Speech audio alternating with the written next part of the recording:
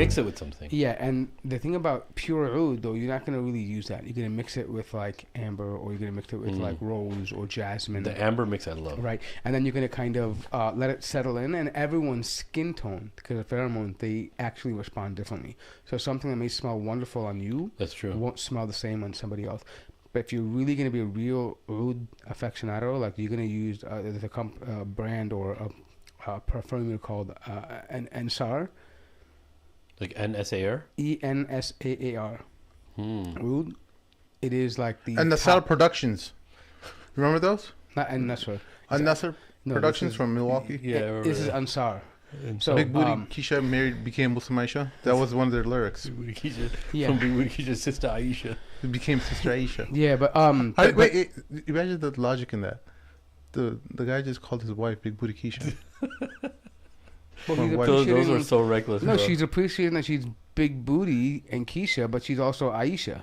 No, yeah. Right? He's It's talking like, about a convert sister. yeah, but it's kind of like, you know how Talking about a convert, what the hell? a freak in the Anyways. sheets, a lady in the streets. Like, kind of like that thing, you know? Bro. Yeah, but he's talking about his wife, though. No, I don't know if he's talking about his wife. All right, He just well, talked Or about someone's Yeah. wife. Muslim changes, people from... But anyways, yeah. but Ansar Oud, you check them out. Just even samplers cost like $700 just for samples. It's top Japanese. How much? Wait, 700 Bro, I Just don't, for this Just go to Ansar. I don't Oh, that's rule- how you know it's probably the I real don't, deal. I don't roll that deep. Do you? I do. I mean, I do, but I'm not going to do that. I order that stuff. I don't roll that deep. I'm joking, bro. When you get a taste of real, like, I'm a fakir, bespoke... bro. You're what? I'm a fakir, bro. Oh, I thought you No, said when the you bad get it... word, No, bro. I'll be honest. When you get a I chance... thought you said the F word just No, I did. I did say the F word, but I said fakir. Oh, so speaking of that, well, yeah. So Sheikh Amr knows my cousin, and we had an uncle. His name was Fakhr, Yeah. Fakhruddin and Razi. so my uncle had to go to the hospital or the doctor, Just don't say it on air, bro. Don't say it on air, and bro. my cousin goes, "Yeah, my uncle Effer is here." Excuse me, like, yeah, Effer Siddiqui. Like, No, that's how, like, some, like, Desi women, they have the name Nighar. Oh, yeah. And people don't know how to pronounce it properly, bro. They drop the N-word hard, dude. Wow. It's an opportunity to say it. Like, that's just her name. Yeah. or like, there's a Hindu that's Shawnee Nigam. He's so happy about this. What? I'm saying he's a real singer. Yeah. Yeah. Okay. So what do we have for today? Amir, Yazidi. We have a few different topics. More. I don't know if you heard. New York City now allows the broadcast of the Adhan Yeah. on Jummah. How do you feel about that? Is it? It's only one specific area. Right? It's just one masjid. I don't think it's. Is it all the masjids? Or is it one specific area? Well, I in New mean, York? it sets a all of New York City. It doesn't matter if it's one or not because it sets a precedent. If it's in New York City, you can do it anywhere in New York City, and anywhere in the masjid can do it. So, Yeah. I'm happy. I mean, I guess it depends on like how they did it. Yeah. Like if they came out and said, "Let the gays make their call, let the Jews make their call," you know what I mean, like that kind of stuff, and I don't really think it's a win, right? Because if you have to call for other people's stuff and support that to support your thing, is it really a win? I don't know. It depends. If you just came out and said, "Hey, look, we want to call the Adhan, and this is all right," okay, cool, granted it, right? And then I can kind of think it's a win, right? Because you're asserting yourself. But if it's like on the basis of like, this is a win for everyone because we support everyone's right to call for whatever they want to call for, right? That kind of tone is just a bit different. I don't know. How do you feel about that, Sim? The Muslim call to prayer will ring out more freely in New York City under the guidelines announced Tuesday by Mayor Eric Adams, which he said should foster a spirit of inclusivity. Under the new rules, Adams said mosques will not need a special permit to publicly broadcast the Islamic call to prayer or Adhan on Fridays and at Sunday and at sundown during the holy month of Ramadan. Also, specifically for Jummah and for Ramadan. Friday is the traditional Islamic holiday, and Muslims break their Kind of like fast. church, yeah. Church bells, yeah. Yeah. Yeah. The Police Department's Community Affairs Bureau will work with mosques to communicate new guidelines and ensure that devices used to broadcast the Adhan are set to appropriate decibel levels. Yeah, and I'm pretty sure they wouldn't allow 5 days. The crowdedness of, New York, you could imagine giving the Fajr Adhan at 4 o'clock, bro. I mean, it's a city that doesn't sleep. So I mean, you got jazz players that play all night long in Times Square. So yeah, but it's not like on a huge level. Look, man, if they did it the right way, then hey, this is a start, right? So good for them. At least we'll take a little victories if you can, man. You know what I mean? Well, the Islamic Muslim armies will not declare jihad against any land that's broadcasting the Adhan. That's their general principle that the Islamic leaders have followed in the past, where if they didn't hear the Adhan from a land, take that, UK. America is spared. All those UK brothers who think we're weak, take that. Yeah. No, I think they have Adhan allowed in some parts. I know, but they were not weak anymore. We got the Adhan now. Oh, yeah. I see what you're saying. For right, Jummah, Sam? Yeah, that's take that, UK. But the UK Shabab, they just took over, bro. If you went to Birmingham or any place like that, they're just like, there are just so many of them. But isn't that like Divan, right? If you like they can run their own rules all day. No, but isn't that like Divan in some way, right? Like if you go to Divan. Yeah, like, but imagine. Yeah, the whole for town. us, they're Divan, right? Yeah. But when you go over there, you see the whole town like that. Yeah. They're just crawling everywhere. I was at Luton, and I was like, "Whoa, Luton, this is insane." But you know what's crazy? You guys have established a foothold in our country, and it's like yours. Like this is Muslims everywhere, and but you know what's really? You know how you know they really have a foothold? Because I've met white dudes who were born in Luton who speak English with a Pakistani accent. That's awesome. Like that's how you know that they don't come out like they it's completely a bubble. All their friends are Pakistani. Yeah. Good for them, man. MashaAllah, good for them. Yeah, man. It must be easy to find like spouses and stuff like that when you have so many Muslims. You know, having relationships and stuff. It's very challenging in America because Muslims are so spread apart. I don't know. I think it's kind of might be harder in some ways because because if you grow up seeing someone all the time and everyone knows you, it's kind of like you want to kind of look outside your community sometimes, right? You don't want to be inside like if you're neighbors. Yeah, but you know, generally when you want a relationship, you don't want like someone to be, you know, all these logistical hurdles related to moving and stuff like that. You know, I mean, I don't know anyone that personally that married someone that was their neighbor or like their people like in the town. Usually they married from a different. Like not city, but even from a different part of the city. Yeah. Like you know, I mean, they're all different across. Like it's not because you tend to because you know why like like you see them, they see you. You know, you go. It's kind of awkward. Ward loves his relationship because his wife's in Canada, so he's just like he doesn't have to worry. He lives the bachelor life and married life. Mashallah. It's kind of best of both, to be honest. But yeah, I mean, look, dude. I mean, I just think that when for me, I mean, maybe it's just for me because you know how when I was growing up, I was a badmash. You know, for those who don't know what we're saying, badmash means like a troublemaker. Bad boy. Zumacha in Hebrew, as they call it, Zumacha. But anyways, listen. For our Jewish listeners, I don't know. apparently. Yeah, it's a nice thing to know. It just came in my head because I used to debate with this guy. His name was Zumacha, and he had just But anyways, yeah, and so like people like that's that troublemaker, that's that person, or people just talk, right? And so when you're getting married, you want that clean slate, right? Bro. You want to do like that's that Morty couldn't marry anyone from Chicago, bro. No, Chicago I could have. I actually, to be honest, I had like people always asking, but I didn't want to. I like it being different. I think it's different, but I mean, everyone has their own preference, right? That's true. Same with culture and whatnot. But I mean, hey, look. To be honest, I think you could have a point, right? But I think if we look at the data, though, a lot of them are still in today's day and age. Most of these guys have lost the art of actually communicating and speaking to a woman. Oh yeah, without a doubt. They've resorted to swiping left and swiping right. It's not even that, man. Most of these guys aren't qualified to even approach a girl because they know, truthfully, looking at themselves in the mirror, they're unqualified. They haven't set up anything for themselves. But that's what I mean, right? It's so convenient because when you don't have the confidence and you're unable to do something, you can just simply waste your time browsing and just swipe, and hopefully someone might fall for you, right? Like you might have to spark a conversation. But in real life, if you have to go approach somebody, the first thing they say, "What are you driving? What's your job? Are you professional?" Like you have to actually be out there to actually meet someone, right? And if you don't have a job, you don't have you're not presentable. Like you're never going to be able to do that. So effectively, like, these apps have reinforced this degenerate behavior, right? Just sitting around doing nothing. And, let me swipe today. Let me swipe while I'm playing my video game and in between the next map while I'm chewing on Cheetos. Let me just swipe, right? There's no effort in finding a spouse. Well, yeah, it's not even so much more to that than like when someone wants to enter a relationship, at least from a male's perspective, when he's approaching a girl and he's talking to her about his life and his vision, where he's headed, like the general outline of what a man is all about, what you're all about, what your future is. These guys, they have nothing to present. Some of them, they figured out their career at best, but then when you look at their like religious situation, how they deal with their religion, many of them are drinking.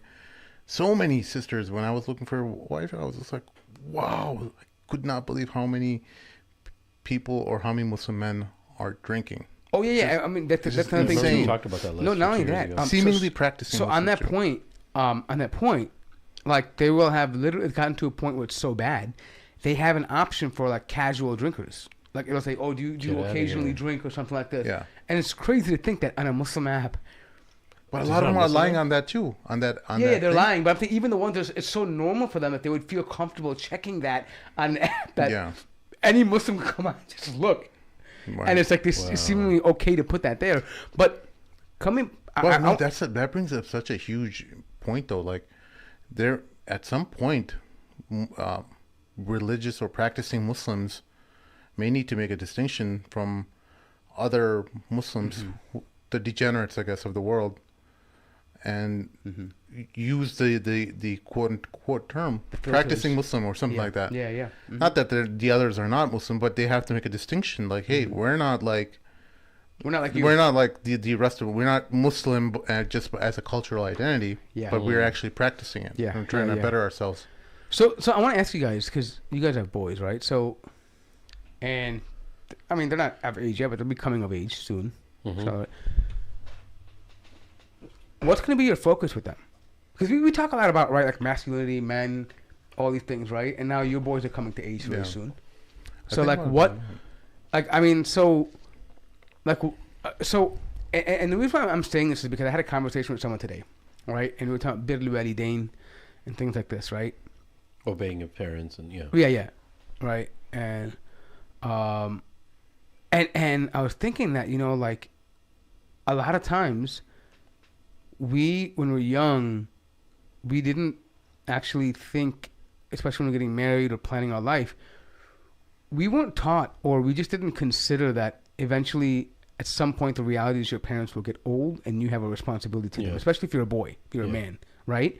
But that also falls in line that consideration also would affect the type of person you marry, when you get married, all these things, right? Because you want to plan for these things, right? And that also led me to think that, well, if you want to have them to be established and all these things, by the time they have to make decisions early in life, right? Or sooner than later, right? And that led me to think that, well, we should be having conversations at young ages about telling boys that, hey, eventually you're going to be a man very soon, faster than you know it, and you're going to have responsibilities. You're going to have to find a career. You're going to have to be able to support not only your family, but in the future possibly me and your mom. Like, you're going to have to take on these responsibilities and have those conversations. And I'm wondering how many people actually sit down with their children at 10, 11, 12, 13, 14 and start bringing the conversation, obviously age appropriate, but I mean, start hinting to them that, hey, you know what? You have responsibilities. You're a man. This is what men do. This is how you have to take care of yourself and take care of your others and your family and your elders, and then prepare them for that mindset, right? And I'm wondering, like, do you think that there's a conversation, like you guys would have that conversation with your boys? So, very much so. So you can go first. You have more experience than me. So with me, I think it's number one. I think there's 3 parts to this. Number one is the relationship that you have with your children at home. The second part is the relationship that they see that you have with their mother. Look, for the boys, I'm saying, with their mother and their sisters, the women folk, and the relationship that you have with the boys themselves, right? And I think that's really important because in Islam, we have to make these boys understand, and we have to make these girls understand that we clearly treat boys and girls differently. Clearly. If I'm going to smack my boy, I'm not going to smack my daughter around. Like, they have to be able to see that. And they have to be able to see the way that we talk to our daughters and the way that we talk to them is for a reason. And that being is that from a young age, I mean, like, not from a young age, from like, even like the past 2 years, I always, I used to tell my son, just randomly, and, like, I'd be talking to him, I'd be like, listen, the reason I'm telling you to do this, to make sure that you're praying the prayers and giving the adhan loud at home and giving the iqamah, is that there's going to be times when I'm not home and you're going to have to be leading the house in salah. And you have to be the protector of your mother and your sister especially. And you have to be, because you're the oldest son, you have to make sure of all of that. You have to make sure that, whatever difficulty you go through, you have to make sure your mother and your sister are comfortable no matter what it takes. And sometimes you don't have to let them know that you're going through difficulty because you don't want to stress them out, right? But you have to make sure that you're, number one, responsible for their deen if I'm not around, and you're the protector of the house. And after the age of puberty and you get older and you get stronger, and you know how to kind of defend yourself, then I can leave the house if I need to for multiple days if I need to, that you're going to take care of them and I can trust that you're going to, right? And I think from a young age, that gives them a sense of ghira, and they have to understand that, right? And obviously, I think it kind of starts off with that at a young age and like repetitively, and you'll kind of see it manifesting within them as they get older. You know what I'm saying? But I think that at the age of like 16, 17 is kind of too late. If you never talk to them about that, if they don't see any difference in treatment between them and the girls in the house, that's just, I think, in some instances, is a recipe. And that's for what disaster. I fear. Yeah.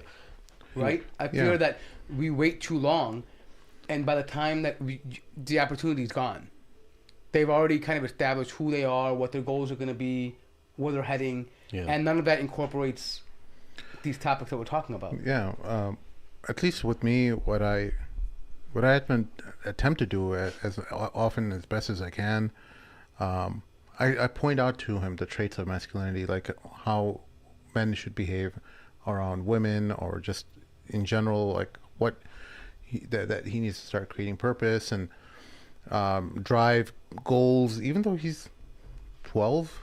And a child's headspace is still at a very nascent point at that age. But you have to start planting some seeds that, hey, right now you're playing games and having fun. He practices, he does the football and stuff, and he learns a bit about responsibility and things through that. But majority of his impressions about being a man is through his dad, right? Yeah. And so I try to explain to him like the wisdom behind certain actions, whatever I do, how I deal with things. If I made a mistake, how I correct it, that I admit I'm wrong, and it doesn't take away from anything from you to admit being wrong. Like being a friend, but also a guide, And I think a lot of these guys, they treat their kids like how their parents treated them, and sometimes it's more like worse. A dictatorship. Sometimes worse though. Yeah. Because it's like it's not defined. They don't. At least in the past, our parents, the previous generation, they had discipline, right?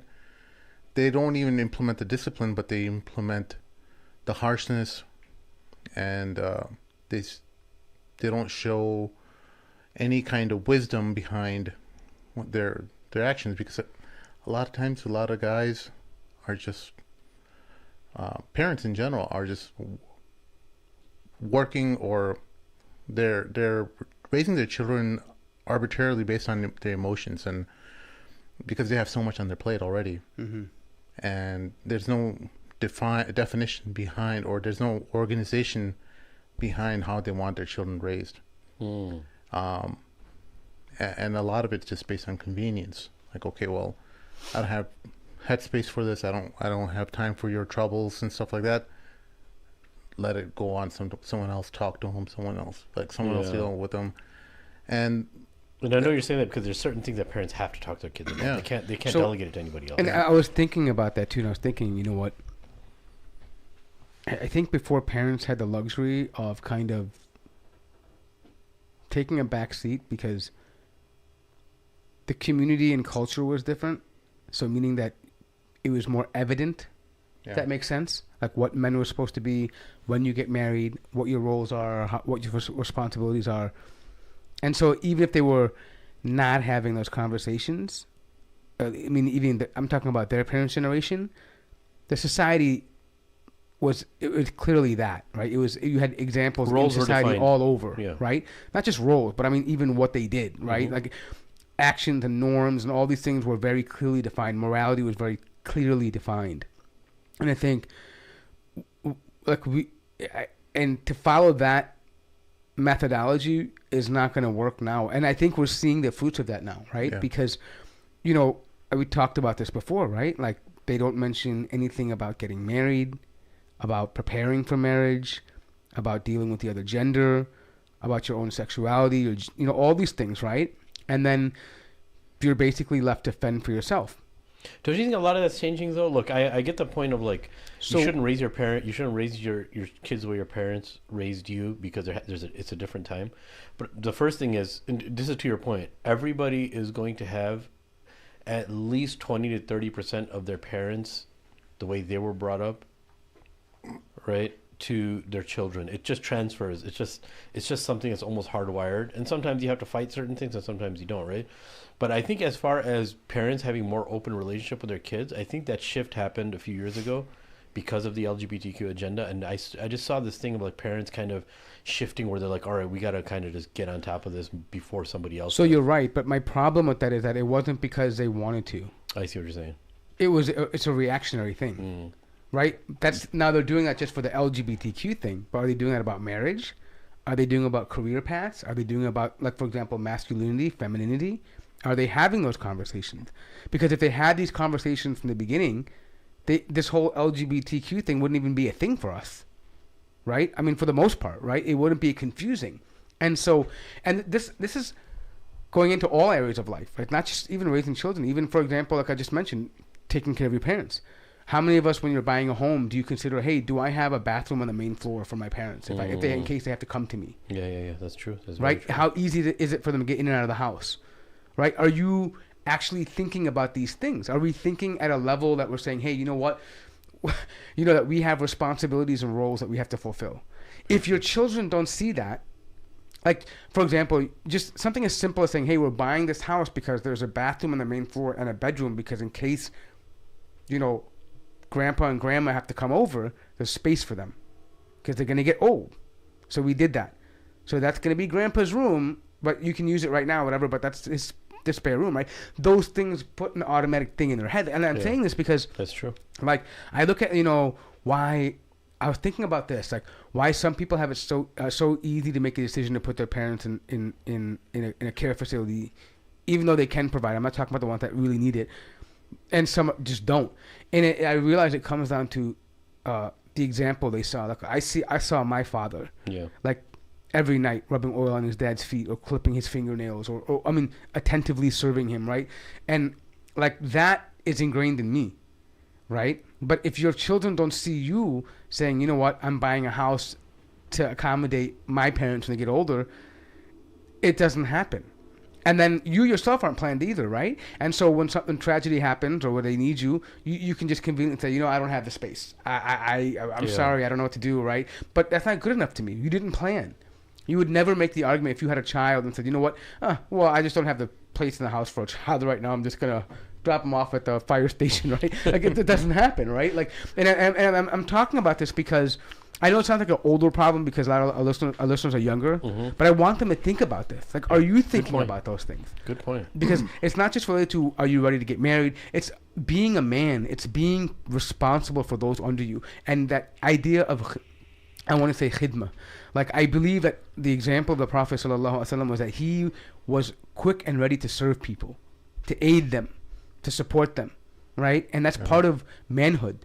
It's not manhood to sit there and just thump your chest and say, figure it out yourself, me first, right? I mean, that's not manhood. It's a bit more than that, I think dealing with adversity is a pretext to becoming a man and taking out responsibility. I think when children are growing up in the West, they have very little challenges. especially nowadays, when I see my son having so many friends, and I'm like, wow, times have changed. Like, of all different colors, everyone, Asians, blacks, whites, they're all like hanging out, having a good time. I'm like, wow. Yeah. I'm like, you, man. Yeah. You made it. You know, you like when we were growing up, man, just going to school every day was like a challenge. Like, oh man, what's going to happen today? You know? But that forms a different type of personality, right? Yeah, but it's those things that make you a lot stronger and resilient, right? But that's what's missing though from our Muslim children now, is that I know it's not the case all across the country or even in the UK, but in the blue states, children are more and more getting integrated, whether they like it or not. And yes, it's a credit to the wokeism that's played a big part in building or fighting against racism. Some of that's had good effects. Sure. We have to give credit where it's due. It's worked in that respect too, but it's challenging though for a parent, especially someone who's a Muslim, who wants to make sure that his child is on his roots and he understands his Islam, or that he's different from them, that he can't ever be completely accepted. His norms, customs, traditions, behaviors will never be completely accepted by Western society. He hasn't seen that yet, and he doesn't realize, like, oh, eventually there's going to be that gap you're going to encounter. Sam, you know what this is? Children have a certain innocence, right? For example, forget about just different cultures mixing, right? When you're young, boys and girls play with each other, because there's an innocence to it, right? But as you grow up, the job of a parent is to prepare them that, hey, in the future, for the majority of your life, this is going to be very different. Yeah. So preparing them and having those conversations, like, I mean, I love that he brought that up, because we were talking about this with Zaki the other day. We're like, man, like, we only had Muslim friends. Yeah. It was unfathomable to us that we would, that we would just call some non-Muslim to our house. Yeah. Like, just because it wasn't that we despised them. That wasn't the thing. But we knew that we were so different from them. Yeah. And that it was unrelated. Like, for example, I didn't want to go to a house and have to interact with a dog. Yeah. I didn't want to go to a house and have to see alcohol around there. Yeah.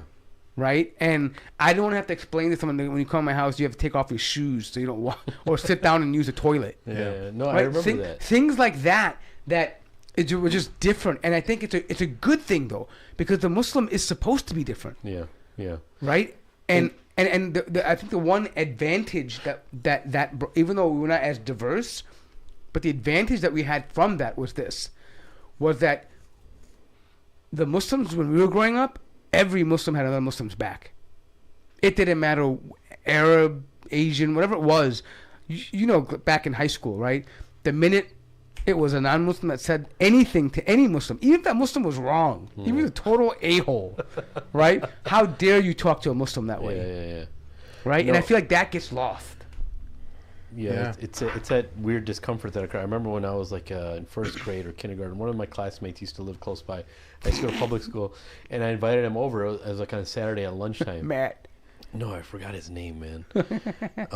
And he came over, and it was just so weird. Like, you're like, oh yeah, at school he's my friend, but when he comes into your home, everything changes. You're like, all of a sudden you're on eggshells from the first moment he says something weird, because he's acting like he does in school, but it's in your own home now, where it's very different. I remember because we were sitting down on the table. That babe. Like, no. We were sitting on the table. And eating. I still remember this, bro. I was so young then.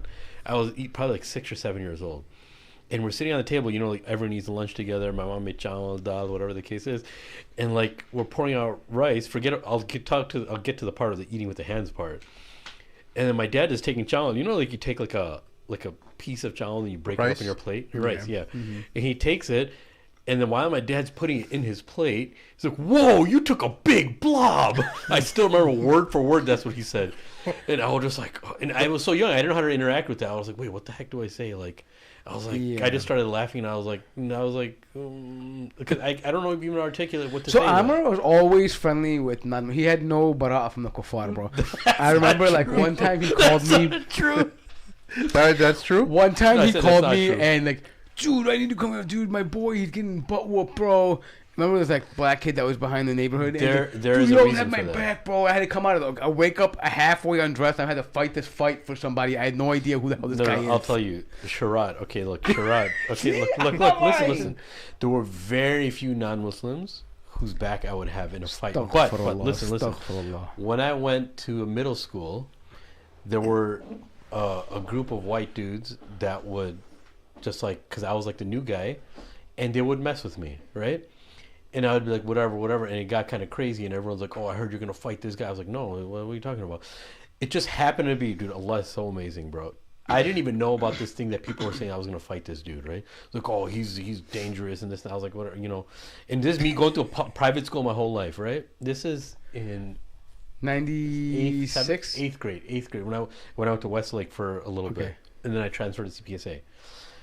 And this dude Sharad just comes out of nowhere. This black dude. He's like, "Well, you mess with." I've never met this dude before, and he had my back, and like nobody messed with me after that, you know. And then I met him again when I went in high school. And I was like, "Dude, do you remember me?" He's like, "Yeah, kind of." I was like, "Yeah, oh yeah, man, yeah." I kind of could tell my uncle's Muslim or whatever. He used to say that kind of stuff or whatever. And then I just got really cool with him. He was probably my only non-Muslim friend in high school, right? Even though there's nothing wrong with friends with being a non-Muslim, it's just the friendship between a Muslim and a non-Muslim. No, I'm just kidding. I just wanted to put Sheikh on the spot. You need an Abu Talib, is what you're saying. Yeah. You need every Muslim needs an Abu Talib. Okay? But the thing is that he was a really, really good dude, and I was like, this guy's upright. Yeah, I mean, to be fair, I mean, we've had non-Muslim friends that have been who had decent character that had that didn't violate. Like, you had some Christian Desi friends, remember? I had Anil. I had some Sikh guys that also defended me sometimes. I had some Samoan Christian friends. Yeah, I remember that. Yeah. I mean, one little black kid you always tell a story about. Wally, no, Wally wasn't little, bro. This guy's a big away. dude. Yeah, big dude. Wally passed away? Unfortunately, no, he didn't pass away. I lost. No. My other friend, Sean Fletcher. He committed suicide. I hadn't seen him in like years, and then I found out in the paper. But anyways, no, Wally was a big dude. Unfortunately, he chose to become a stripper. Only Morty's friends. I found out later on in life only Mort's friends.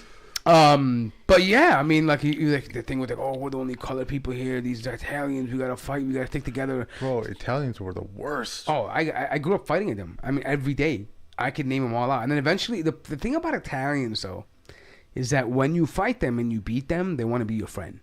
They still, but in a weird way. Like, they still want to be racist to you, but they want to be cool with you. And I remember I had friends like that. You know what I mean? Like they respect power. Yeah, I mean, they do. Because I remember I came in the house. Now it's different. Like, yeah, it's a different time. You have to keep in mind, like, in the 80s and 90s, the mob was still powerful. The idea of Italian-American was still very, like, a gangster type thing. And we had mob in the area. I don't know if you guys know Villa Park. They were mob people. So they all thought they were cousins of the mob, right? So they had this, chip on their shoulder, right? And I remember I had beat the crap out of this one guy. For Wally, actually. Last name, I don't want to give his first name, but his last name was Nero. And, so we became cool. He invited me to his birthday party after I beat him up. He respected me. And he introduced me to his grandpa as the guy that whooped my ass, right? I mean, that's what Lulu said. And he goes, yeah, this eggplant beat you up, right? and he's like, eggplant. Well, he called me eggplant because I'm darker skin and my hair was curly. Yeah. So eggplant, right? Yeah. So, but the thing was that I would call him a Guinea Nawab. Like I would, and so it was just like, and he was okay with that, but that's just how they were. But they didn't want to change their ways, but they respected me in their own way. Yeah, right? That generation was completely cool. It was, it was totally different. I mean, the woke generation would lose it today. I mean, they would like their head would explode if they heard our conversations, right? Like he's being cool with me, but we're being racist with each other. Like it's just a weird thing. But that's how it was. But like he said, they respected power. If you stood up for yourself and you grounded, that's how it was. And coming back to the point about the adversity, right? Having to be able to overcome that and then being able to learn how to deal with those relationships and not being able to complain and just have someone solve your problem for you. Yeah. I couldn't go to my mom and my dad and say, hey, there's an Italian kid that's trying to fight me at the bus stop. Oh, man. Like, yeah. You know, my dad told me one time. I told him because my brother was hard of hearing, right? So older kids used to, in his grade, would try to pick a fight with him. And you know, when you're younger, dude. And he was very peaceful. You were the one that was basically standing up for him. Well, 2 year age difference is a huge thing when you're younger. Like a 7-year-old and a 9-year-old, right? A 10-year-old and a 12 or 13-year-old. These are very big differences, right? And so it was, you know, my dad just told me, hey, let me tell you one lesson. When you see a bully, there's no talking. You punch him straight in the nose. And that was his thing. Like, there was no, like, oh, I'm going to help you. Or they didn't have that idea. Like, it wasn't there. Like, nowadays, they'd call a parent-teacher council. There'd be an investigative report. And they'd have, like, a whole seminar and training and about diversity and a presentation. Yeah. We didn't have that, bro. It was different then. Bro, you know, so there was this one moment. I was, I think, 13 years old. And I'm just standing at a bus stop, just looking, like, not talking to any of the kids, just looking at the street at edge. There's snow all around. It's a cold winter day. And all of a sudden, this kid just jumps on my back. He's so much more taller than me. His name's Kurt. That sucks. He just jumps on my back and he just pulls me to the ground and just starts punching the back of my head. For no reason. No reason at all. I'd never looked at this guy that car. I didn't even make eye contact with him. Just was minding my own business, watching the street. Bro, he punched me. I ended up blacking out. The bus stop came, just left me lying on the ground, took all the kids and left. This is how evil these guys are. Yeah. And they just left. I've eventually got back to my senses, walked back home, just head pounding, blood streaming down the back of my head. And dude, your mom must have Villa Park or Bensonville? Villa Park. Yeah. No, Bensonville was cool, bro. Villa Park was racist. Known for that. Yeah. I mean, like they wanted to send you, hey, you don't fit in the neighborhood. Yeah.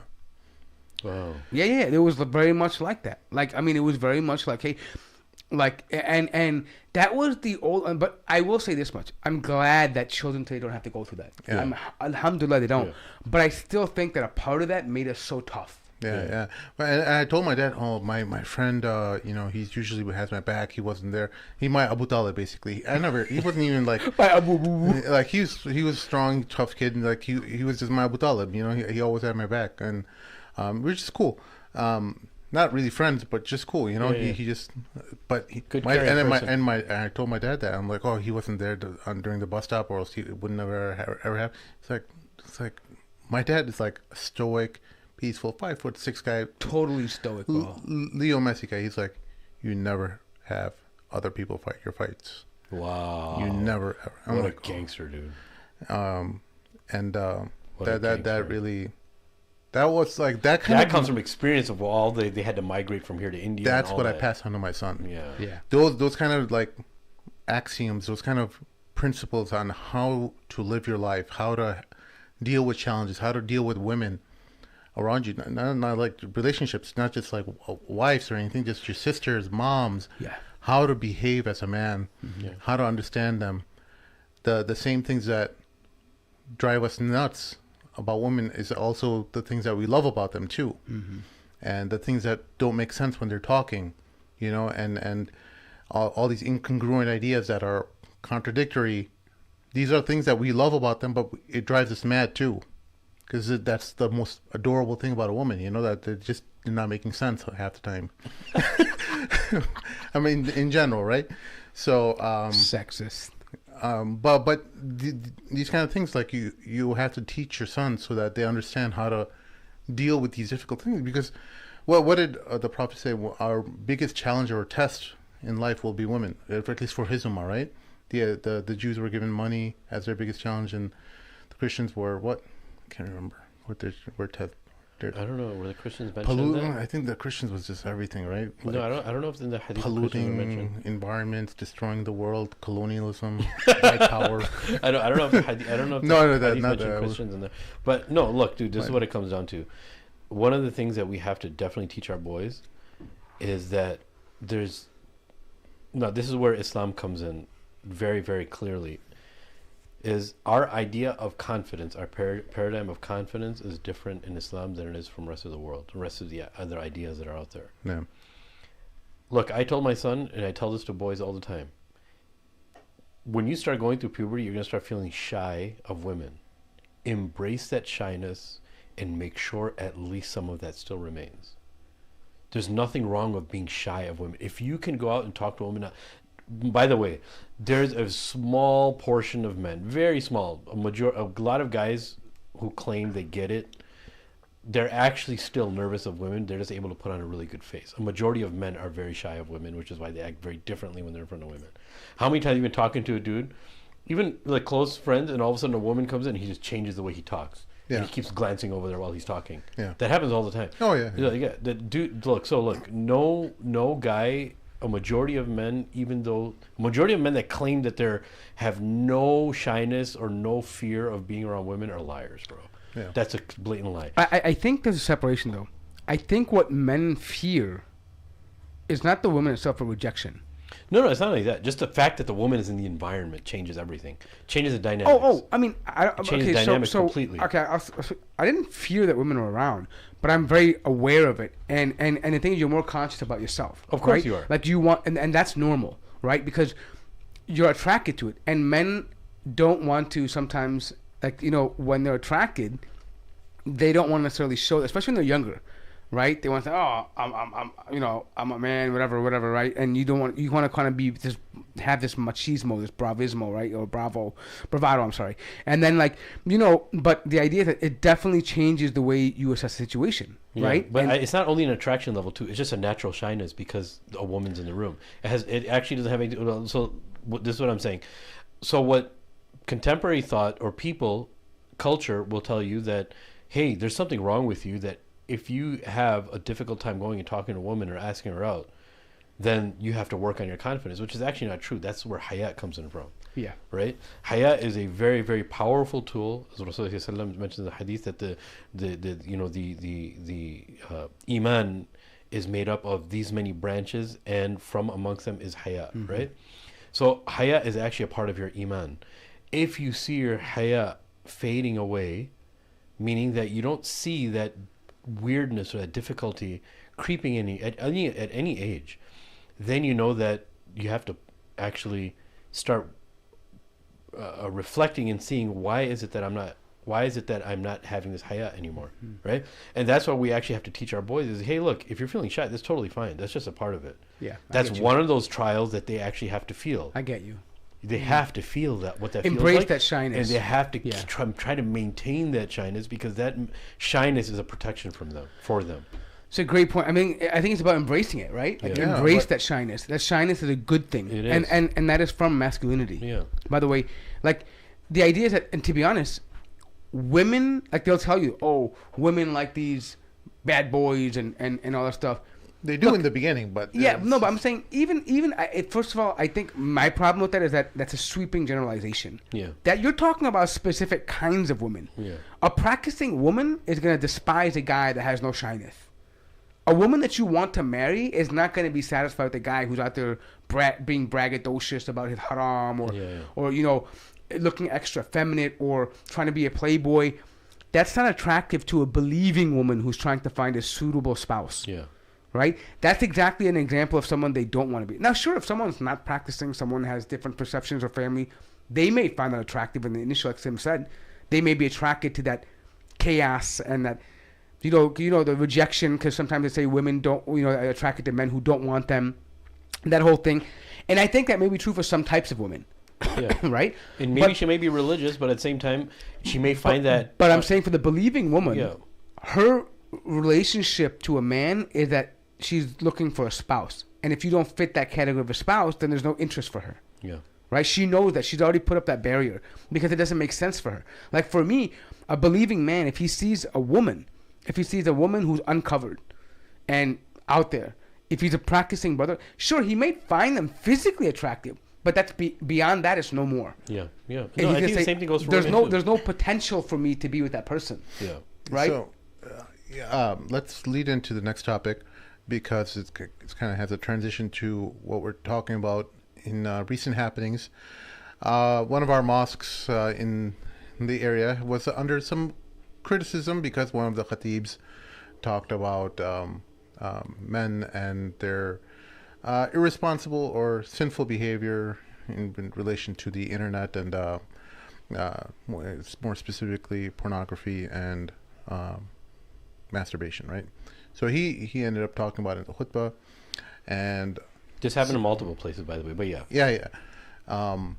So we're not talking about any specific mosque because this was in multiple mosques around. Wait, was it a coordinated thing to talk about? Coordinated because effort a lot of times masturbation? No. So I thought all the imams got together, so let's talk about masturbation. So by the way, there are imams who have like WhatsApp in like WhatsApp groups and stuff. Right. They have like a coordinated message that they're going to talk about. Sheikh, you could probably elaborate on that more.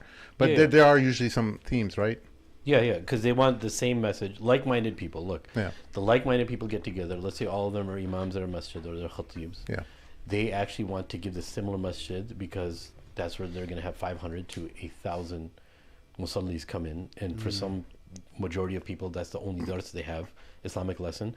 So if you have like 6 guys that are friends and they're all giving the same message, whether it's throughout separate states or in the same state or even in the same community, it actually has a greater effect of everybody getting the same similar message. Obviously, they have different words and different styles, but the same message is getting across, right? So, I mean, they've discussed the problem that the community is facing, and they want to tackle you know what, it let's together. talk about, make sure this khutbah talks about this, and this. So, what do you think? You think it's okay to mention masturbation at the minbar? So, to be fair, let me talk about specifically what the group of sisters were upset about, because the khatib had talked about how to clean like your browser history and clean your tracks up and stuff like that. And apparently they said, you're teaching our children how to clean up their tracks. And I'm like, I thought that was like an unfair characterization. Wait, can you repeat that? So she taught them how to clean what? No, in the khatib was saying in his khutbah that, you know, when you go and do these sinful behaviors, that you hide your tracks and you clean up your browser history, etc. And to me, I thought that was like common knowledge. But the sister was really upset because 20 years, because she's saying that you're teaching our children how to, you know, clean up or, you know, cover their tracks and stuff. Before you continue, was he saying that a part of this lifestyle is like him saying, for instance, there's 2 ways of it. A part of this lifestyle of engaging and watching in pornography addiction and fahisha is that look what you have to do. Look how horrible this life is. Yeah. That you have to watch the pornography and then try to hide all these tracks, be paranoid and all that kind of stuff. Or is he saying, hey, if you guys watch pornography, make sure you hide your tracks? Right. The first one that you said, right? Exactly. So that's the context. I mean, he's not teaching your kids to you know how to clean up their tracks. Is this in the context of hiding your sins? No, so, it's in the context of look what you have to go through going through this fahisha. Like meaning that you're always worried about yourself. Right, you're always looking over your shoulder. Over your shoulders, right? Yeah. Okay, yeah, that makes sense. So this sister somehow interpreted it as, "Oh, you're teaching my children how to cover the tracks," and I when I saw that, she like created a whole Facebook post and about this, and I was like, how are you going to get upset with this brother where he's talking about common knowledge? You think your kids, if they're engaged in that behavior, don't know about this already? You're incredibly naive. Yeah, incredibly naive. First of all, listen, unfortunately, it's this reality that these children are exposed to pornography at a very young age. Yeah. It's just the reality, right? And they've already been told, as far as even clearing your browser, they're probably using incognito anyways. Like these kids are smart. They're not much dumb. Smarter than we are. Right? Yeah. I mean, these guys are surfing the dark web. Yeah. Right? I mean, like we didn't have that as young kids, right? You had to struggle. Dude, I found out from the dark web when I was working at IFS. I found out from the dark web from a 9th grader and 10th grader, and they're the first ones who actually got me interested in internet security. They knew about everything. They gave me cool examples. Like, imagine somebody looking inside of your home, right? And you have the blinds shut and blind open. And they're giving me all these examples and all these analogies of like... Hey, when you were young? No, I'm talking about when I was a teacher. Oh, when you were a teacher. The 9th and 10th graders. This is years ago. And they were telling me about all this stuff. And they were telling me about the dark web. They were telling me on how some things get monitored and some don't, and how some people are naive and how they get monitored. Like, these kids are freshmen and sophomores who taught me about this, bro. And the reality is that, to be honest, I think the sister is extremely naive, and she should have some husn al-dhun, meaning that the reason why the khatib is bringing this up is because it's an issue that's going on. Trust me, no khatib wants to take the minbar on a special day and have to talk about masturbation and pornography. Yeah. They don't want to use... It's a very uncomfortable topic. Yeah, Allah's house to talk about those things unless it was dire and needed to talk about. Which it is. Right. And so I think that she became emotional because she thinks that, how dare this person think that my child is looking at pornography? It's like, you know how a lot of women are, the mothers are, they don't want to, they will never acknowledge their children are doing, not my son. He's free from that, right? Yeah. But the reality is, it's unfortunate, it's a different reality. Many people are exposed to this. Yeah. And what ultimately she should probably go back and re-listen to it. What he's probably trying to demonstrate is that this type of lifestyle, whether it be pornography or anything else, when you do haram, you have to go through hoops and hurdles to hide your sin and to try to live you're living essentially a alternative lifestyle, double life. Yeah, right? And it's uncomfortable. It's very uncomfortable. Exactly. Yeah. It's uncomfortable for you because you know it's wrong. If it was right, you wouldn't have to hide these things. That's true. Very true. And look, in all fairness to the sister, look, number one, she just wants good. It actually is, like you said, naiveness, but also how good her heart is that she actually probably doesn't know any of this stuff at her age, and she has children, and most likely if her children are in their teens, they already know about this stuff, and she doesn't. Yeah, right? She doesn't know that's common knowledge. She doesn't know it's common knowledge. It's been common knowledge for the past 15, 20 years, bro. Maybe not 20 years, but at least 15 years. But the thing is that a lot of parents are not going to know for a majority of stuff that their children do.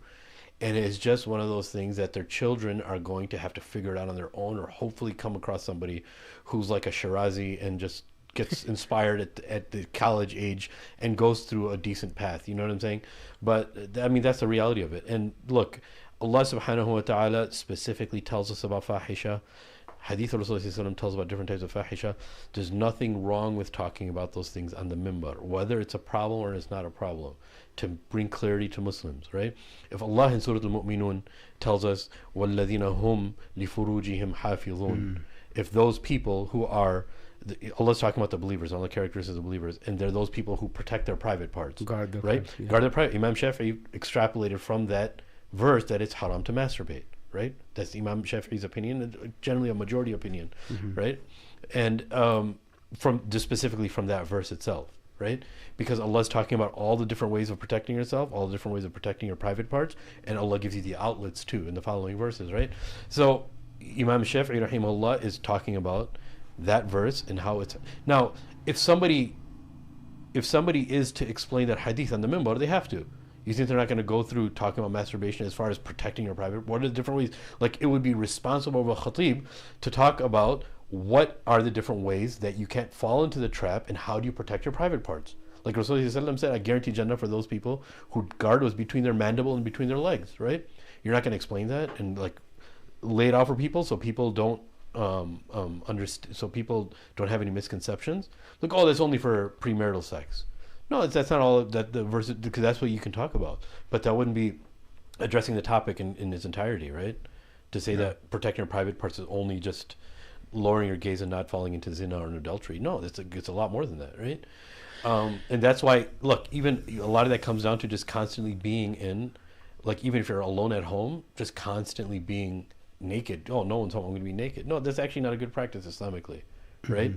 Because you're constantly naked, and shaitan comes and does waswas to you, right? And then you start focusing on things you're not supposed to. You don't want those jeans in your bunda, right? Yeah.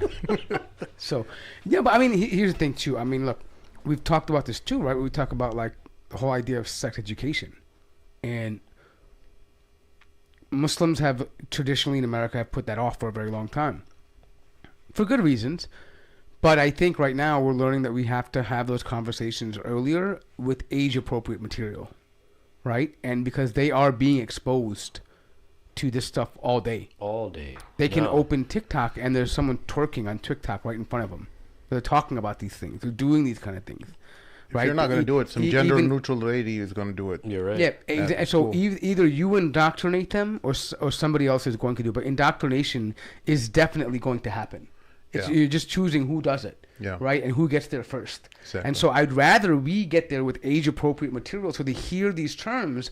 And you know what the benefit of that is? When the khatib mentions something like this, right? That kid's going to come home and now he's heard that publicly. It's not a matter of taboo for him. He can come home and say, hey, Dad, you know what? He'll probably feel more comfortable. Hey, the khatib was talking about how these people look at porn. Right, and he'll maybe bring a question to you, right? But if it was never mentioned And the khatib probably knows that these conversations are not happening in the house, right? Because most parents don't want to have these conversations, right? So he does the tough job of bringing up the topic. So now your children come to you and say, hey, Dad, the khatib was talking about pornography and masturbation. And now, why would the child do that? Because now he feels that it was already exposed to it. If he's exposed to the people who are outside who talk about this, he's going to go back to them for questions, not you. Yeah. At least this way, when he hears it from within the Islamic source, he's going to come back to the people closer to him because technically, it's seen automatically as something like disgusting, right? You would never want to be speaking about. I would never bring up pornography with my dad. I don't think I've ever even uttered that word in front of my father, right? Yeah. But now, if my father was the Jummah Khutbah with me, and I had a question about that after I heard the khutbah, and I was young, I'm like, yeah, that's I've seen that happen in school. Like, I've seen those things. And then that kind of opens the conversation for a father and a son, right? So he's actually doing you a favor. Yeah, that's true. That's true. Open a dialogue. No, I was just, you guys are talking about gender-neutral teacher teaching your children sex education. Look, our libraries, they all have a, even, dude, you go to Helen Plum Library, which is a nice, innocent library, they have a LGBTQ section now for children, in the children's section. Yeah, I take my kids there all the time, and they have the gay section there with the flag colors and everything. Really? Yeah, they have a whole section. Some of them have Muslim children in those stories, right? Like, one of the brothers, he shared on the WhatsApp groups, right? And I went to go check it out to see if that was real. And it is, that there's a Muslim girl who falls in love with this other girl. Or, no, she comes home to tell her parents that Fatima's marrying somebody else, and they're the child's teacher in school or something. And I was like, our kids are going to be exposed to this, especially if they go to public schools, they go to public libraries. Public libraries are very nice. They have all these cool initiatives. My kids are part of all those summer reading programs, right? And there's a huge section of books. Yeah. Right? That's a small section right now. That's all it is right now, because this is just the beginning, right? Now, they're talking openly about it, right? They're teaching it to our children. You're still not going to? No, we have to. Yep. Right? In the beginning of the podcast, you're talking about the reactionary thing. But we have to be the ones that teach our children about that. And they have to see it through our actions. And to be honest, this is something actually we learn from the Sunnah, right? Where one of the obligations, as soon as your child becomes baligh, or like, for example, he's starting to hit puberty, you have to teach him these things. Hey, you're going to enter janaba. How do you clean yourself? Why are you in this position? Yeah. All of that is related to why you're explaining these things. It is the Sunnah to teach your children this stuff, like in a way that's material that's age appropriate. Right, you explain to them in a way, and that was one of the beauties of the Prophet, that when he explained something, he explained at the level of the listener, and he would use analogies and euphemisms. Right, they were not brass, and they weren't like what was it like? There wasn't. It wasn't done in a distasteful manner. Yeah, it was classy. It was done with in a way that it didn't directly have to mention it, but it could be understood. Yeah. Right, and that's exactly many times how you deal with children. Right, you teach them in a format where they can understand without actually having to. Get grimy, get into all the nitty gritty, and and like use actual terminologies, right?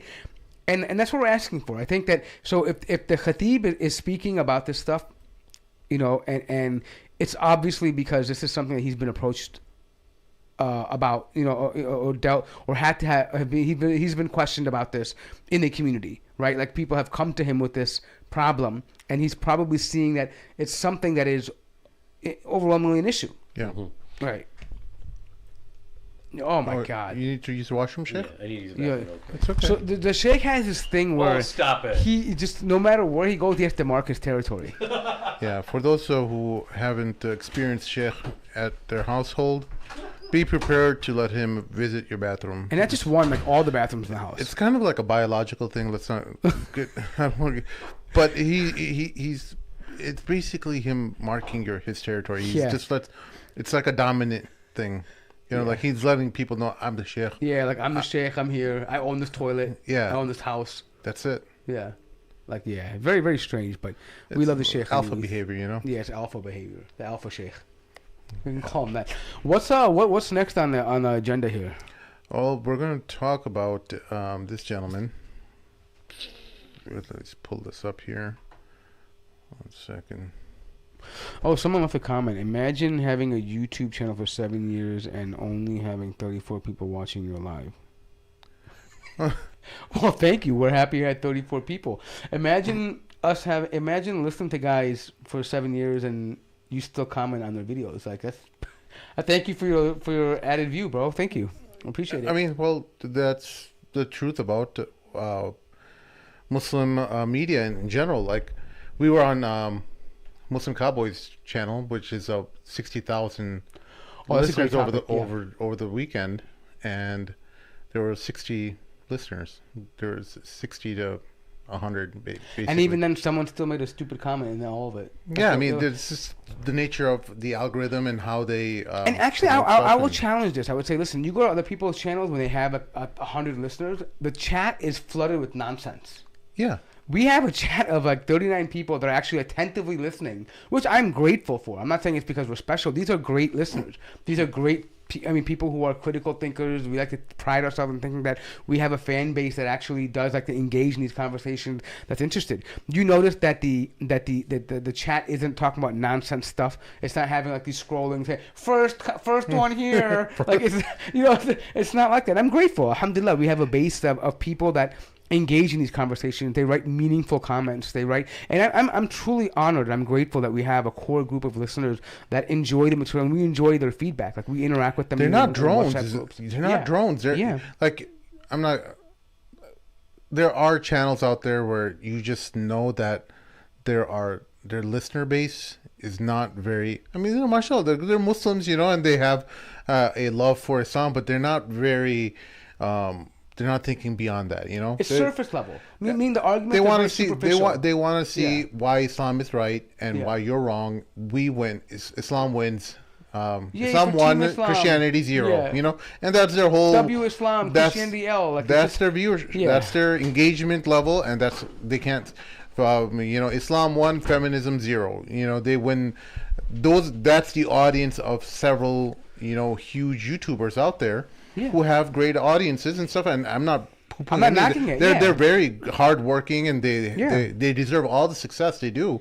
But what I love about our audience is that, at least from my own experiences meeting with them and engaging with them, is that they're amazing individuals. They're honestly intelligent people with really great thoughts. I'm not just saying because listeners, but I really believe that we probably have one of the best core group of listeners. Like, the people that we engage with, and we bring them to a WhatsApp group, and they're engaged, like, they're smart, they make arguments, they help us refine our arguments, they pose things, and they're not afraid to challenge us. They're not just yes boys, right? How many times have you been challenged about our arguments privately, right?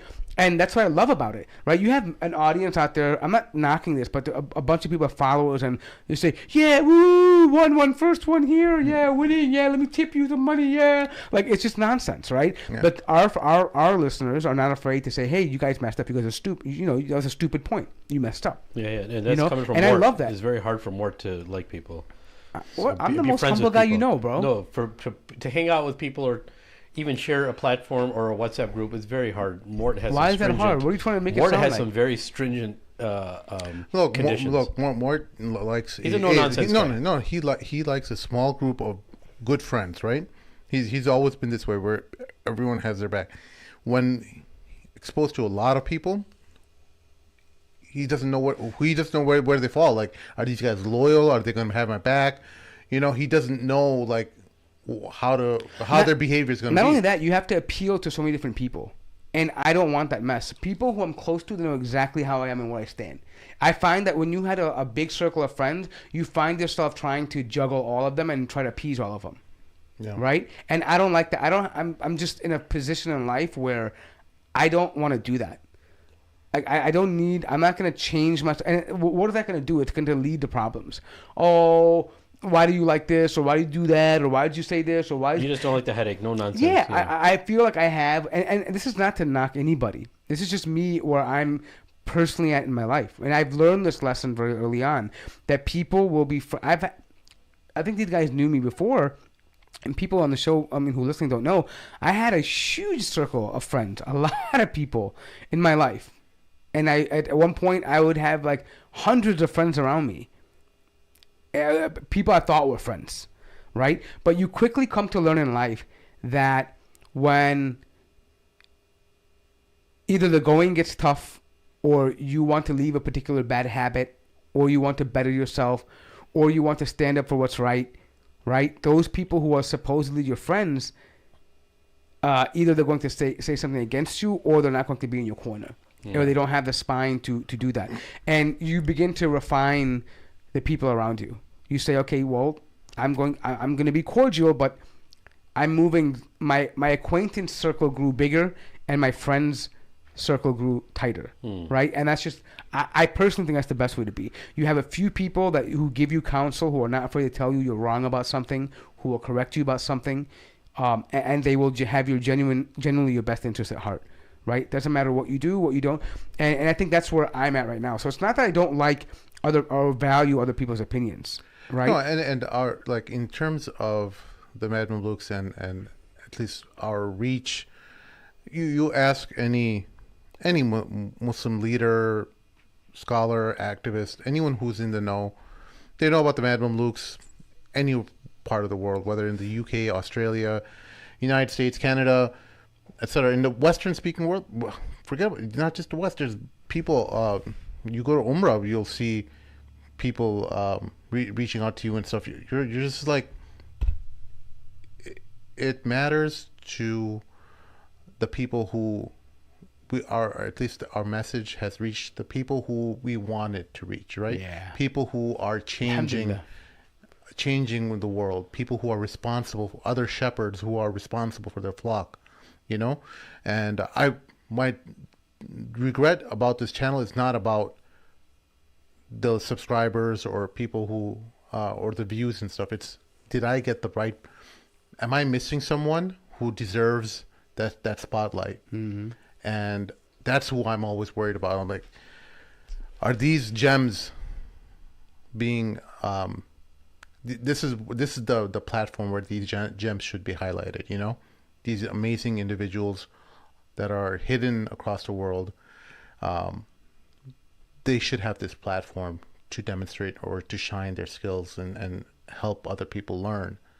And that's who I really want those people to reach out to me and contact me. Hey, look, sometimes you like, we all work jobs, regular full-time jobs, nothing related to YouTube.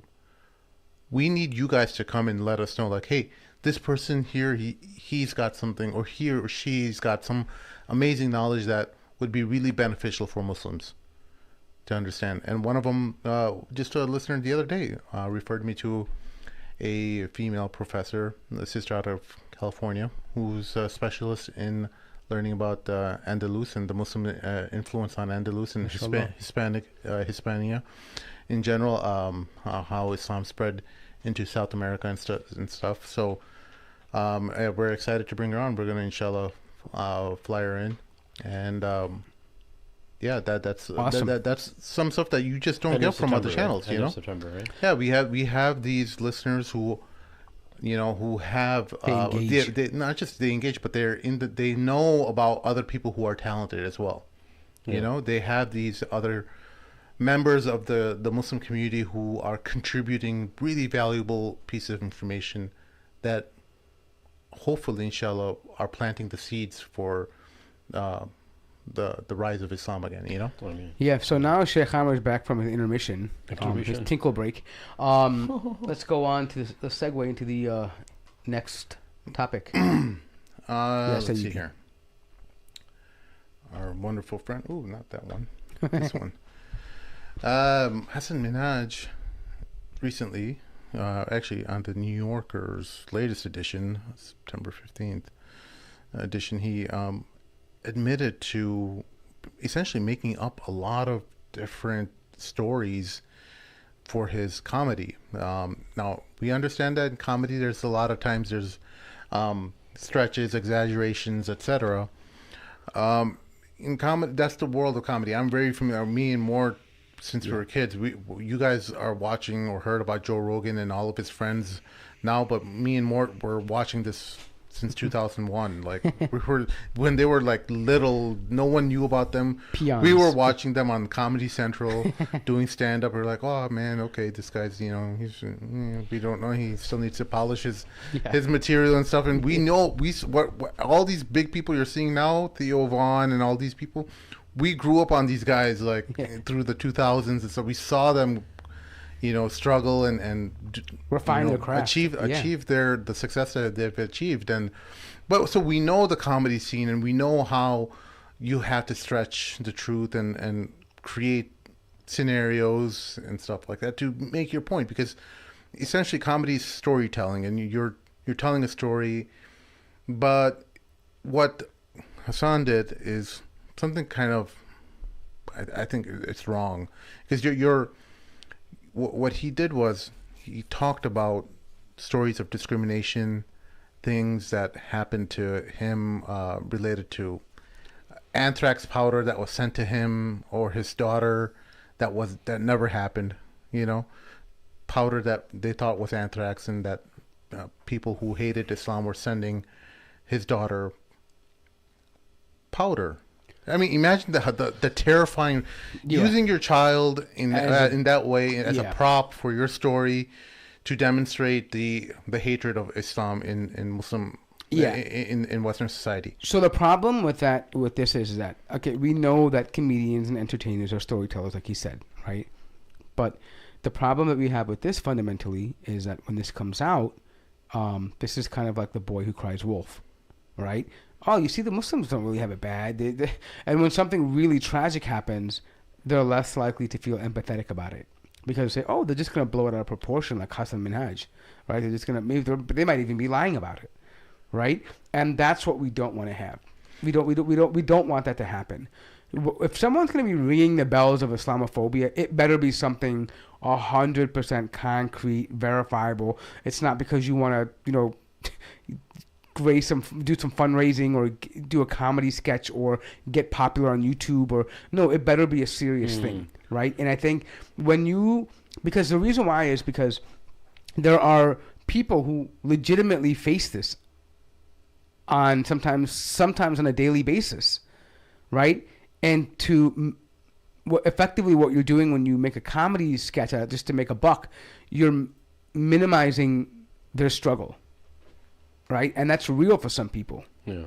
Right, and to just like you're able to do that because you have a platform and you want to make an extra buck and get higher ratings.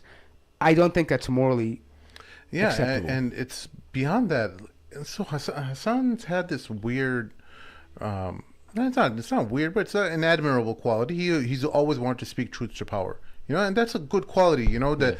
You're speaking truth to power. I know it's used in a abusive way by the woke culture and the people who have these LGBT type ideologies and stuff. They think that too. But put that aside for a second. We're talking about oppressors and tyrants and stuff like that. And he's seen himself as someone who's challenged Modi in India, someone who's spoken truth to power to MBS in Saudi Arabia. Things that we share as well. So we sympathize with Hasan wanting to put himself in that position where other Muslims and other comedians wouldn't want to piss off these really incredibly powerful people. And so I genuinely find him funny, and I find him entertaining. But when you're saying that, oh, I spoke truth to power about MBS, and then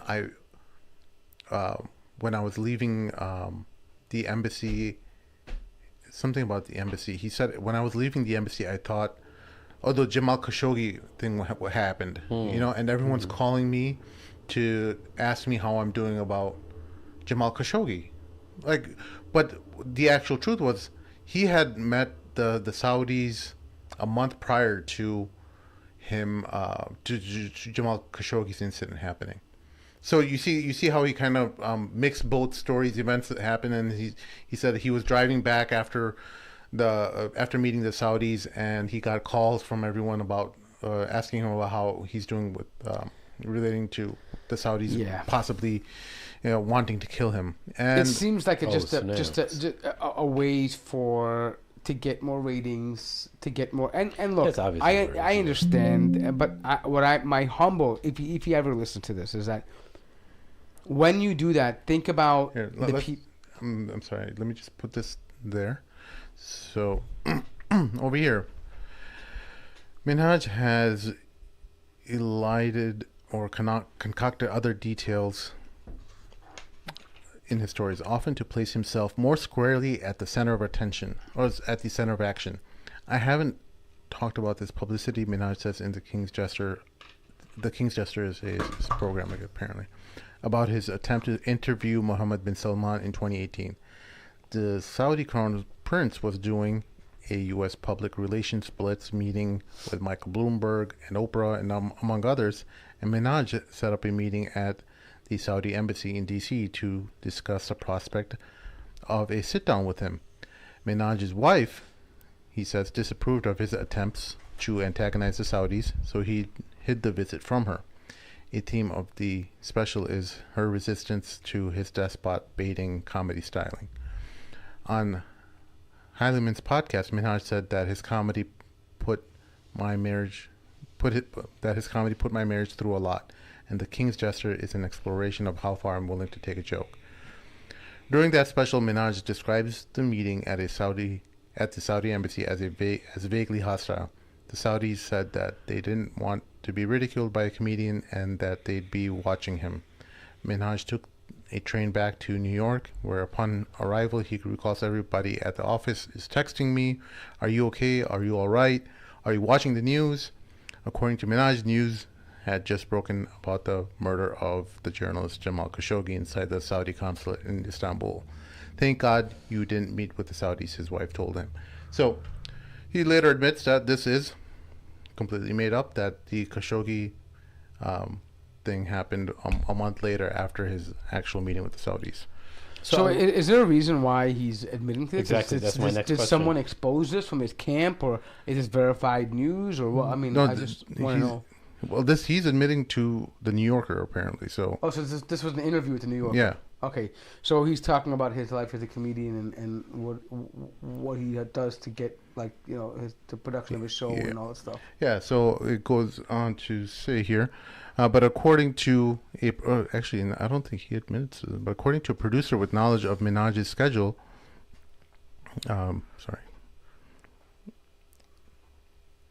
So it's a leaked thing, probably. Minhaj's meeting at the Saudi embassy happened at least a month before Khashoggi's murder, something an email confirms. Minhaj said that he conflated the timelines as a storytelling device to make it feel the way it felt. His day-to-day life is not very interesting or compelling, Minhaj said. My comedy storytelling certainly has to be, and although Minhaj did very publicly criticize Kushner at the Time 100 Gala for the Trump administration's feeble response to Saudi human rights violations, there was no ceremonial seat aside from an activist, let alone one that Kushner sat in. Minhaj said that this was another fabrication that served to drive home the emotional truth of the moment. So this is another theme that keeps coming up, this word, the emotional truth.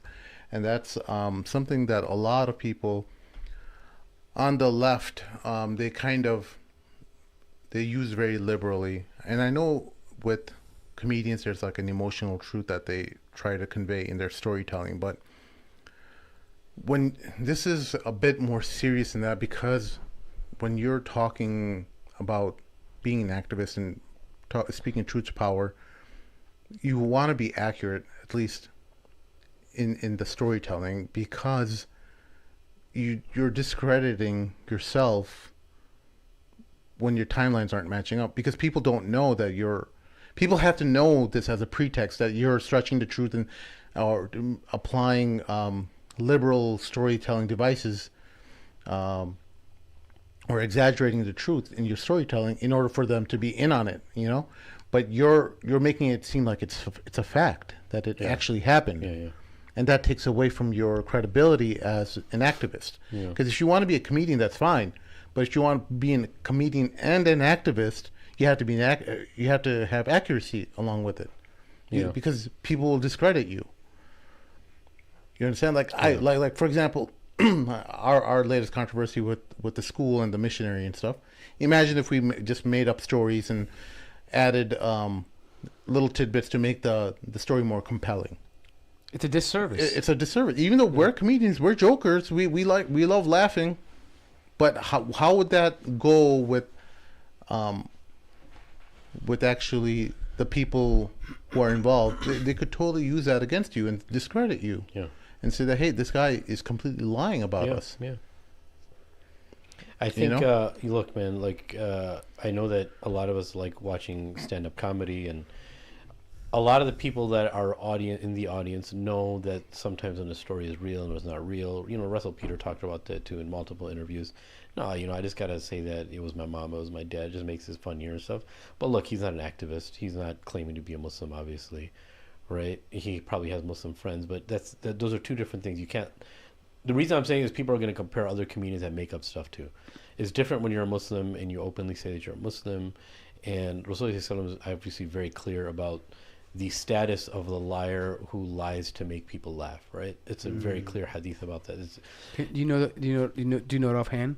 Yeah, I think it's the cursed liar, you know, أو كما قال صلى الله عليه وسلم, in its own words, meaning either the cursed person or one of the worst types of liars, or the stained liar. One of those is the one who lies to make people laugh, right?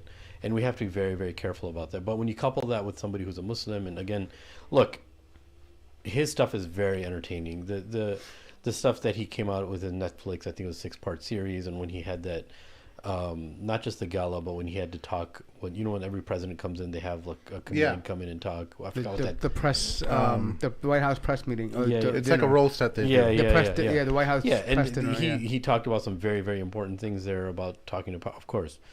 But my issue with this is that, like, the reason why I'm not surprised. Look, I'm not surprised about any of this is because that's kind of what comedians do. Like, if it was like somebody else that was like in a real activist, and when I say real activist, as far as somebody who's really involved in Islamic work, right? But I'm not. It's not cool that it happened, that he did that. But like, what do you think is going to happen to him now? Like, do you think people are going to care? Is it just going to be one of those 7-day history memory things? No. What I think that's going to happen though is that look, I don't think that he intentionally meant to harm the Muslim community. I think he has his good.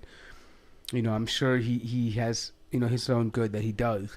But I think what happens is that if you're going to make light or use these kind of things, just be mindful that there are people who are truly anti-Islam that search and scavenge for this kind of material, and they use it to show that, well, Muslims are not really in danger. Muslims are not really having an issue. The Muslims are just crying about nothing here, right?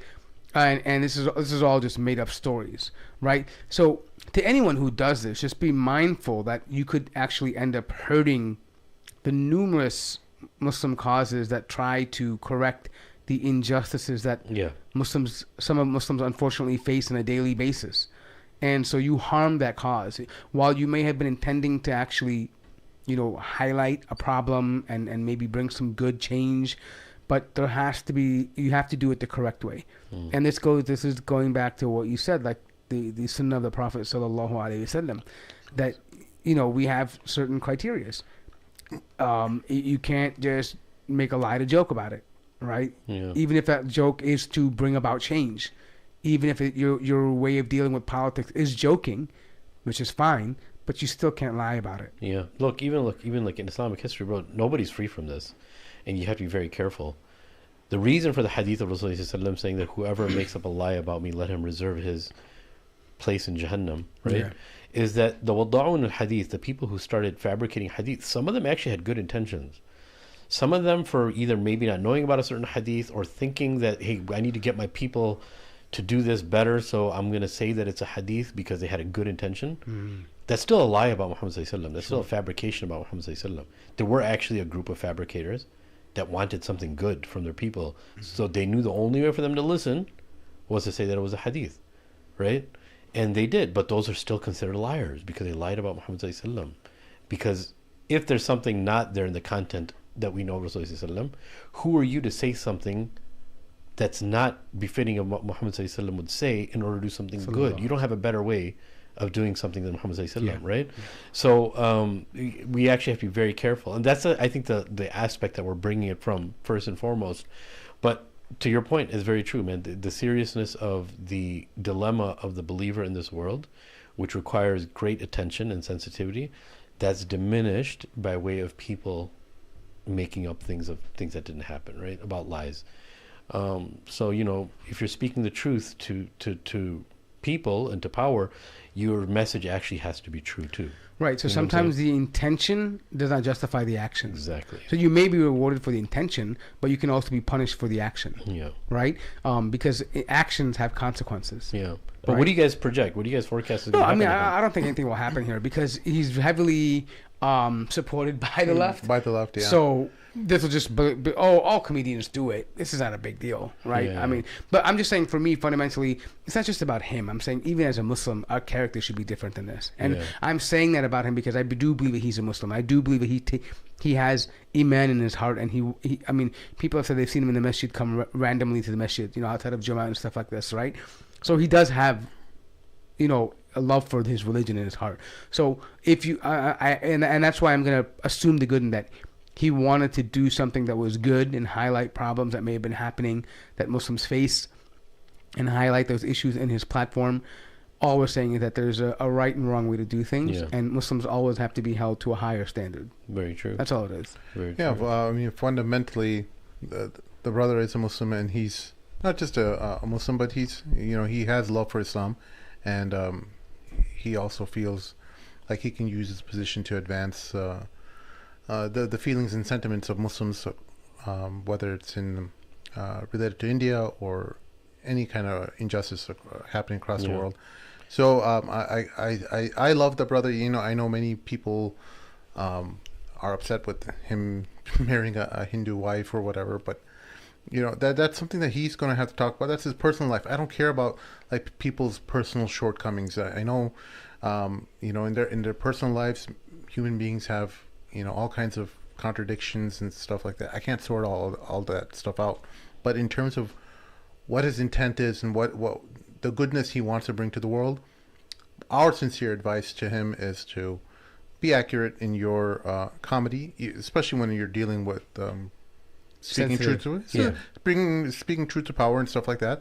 Those are really important things that affect millions of lives, and I have so much respect for him to put himself in that position where he may never be able to go to Saudi Arabia again, you know, based on what he said in the past. He said many, like, you know, really scathing critiques about he took stabs at MBS and about policies and hypocrisies and very well so. He may be, I mean, it may be even dangerous for him to go. I'm not doubting that. It may be dangerous for him to actually enter the kingdom, right? I mean, we're not doubting that. We're just saying that unfortunately, when you do things like this, right, it taints the overall good that you're doing. Yeah. No, but even about the Hindu wife thing, like, if he kept it private to himself, you know, that's cool as a Muslim. We're thinking on a different lens. But he kind of talks about it sometimes almost not boastfully, but he's like really open about it. And, you know, a part of me tells me that if he's a practicing Muslim, he knows that it's haram to marry. Yeah, but that's his shortcoming. It is. No, of course. Of course. I mean, you shouldn't talk about your shortcomings. Yeah, obviously, it's different.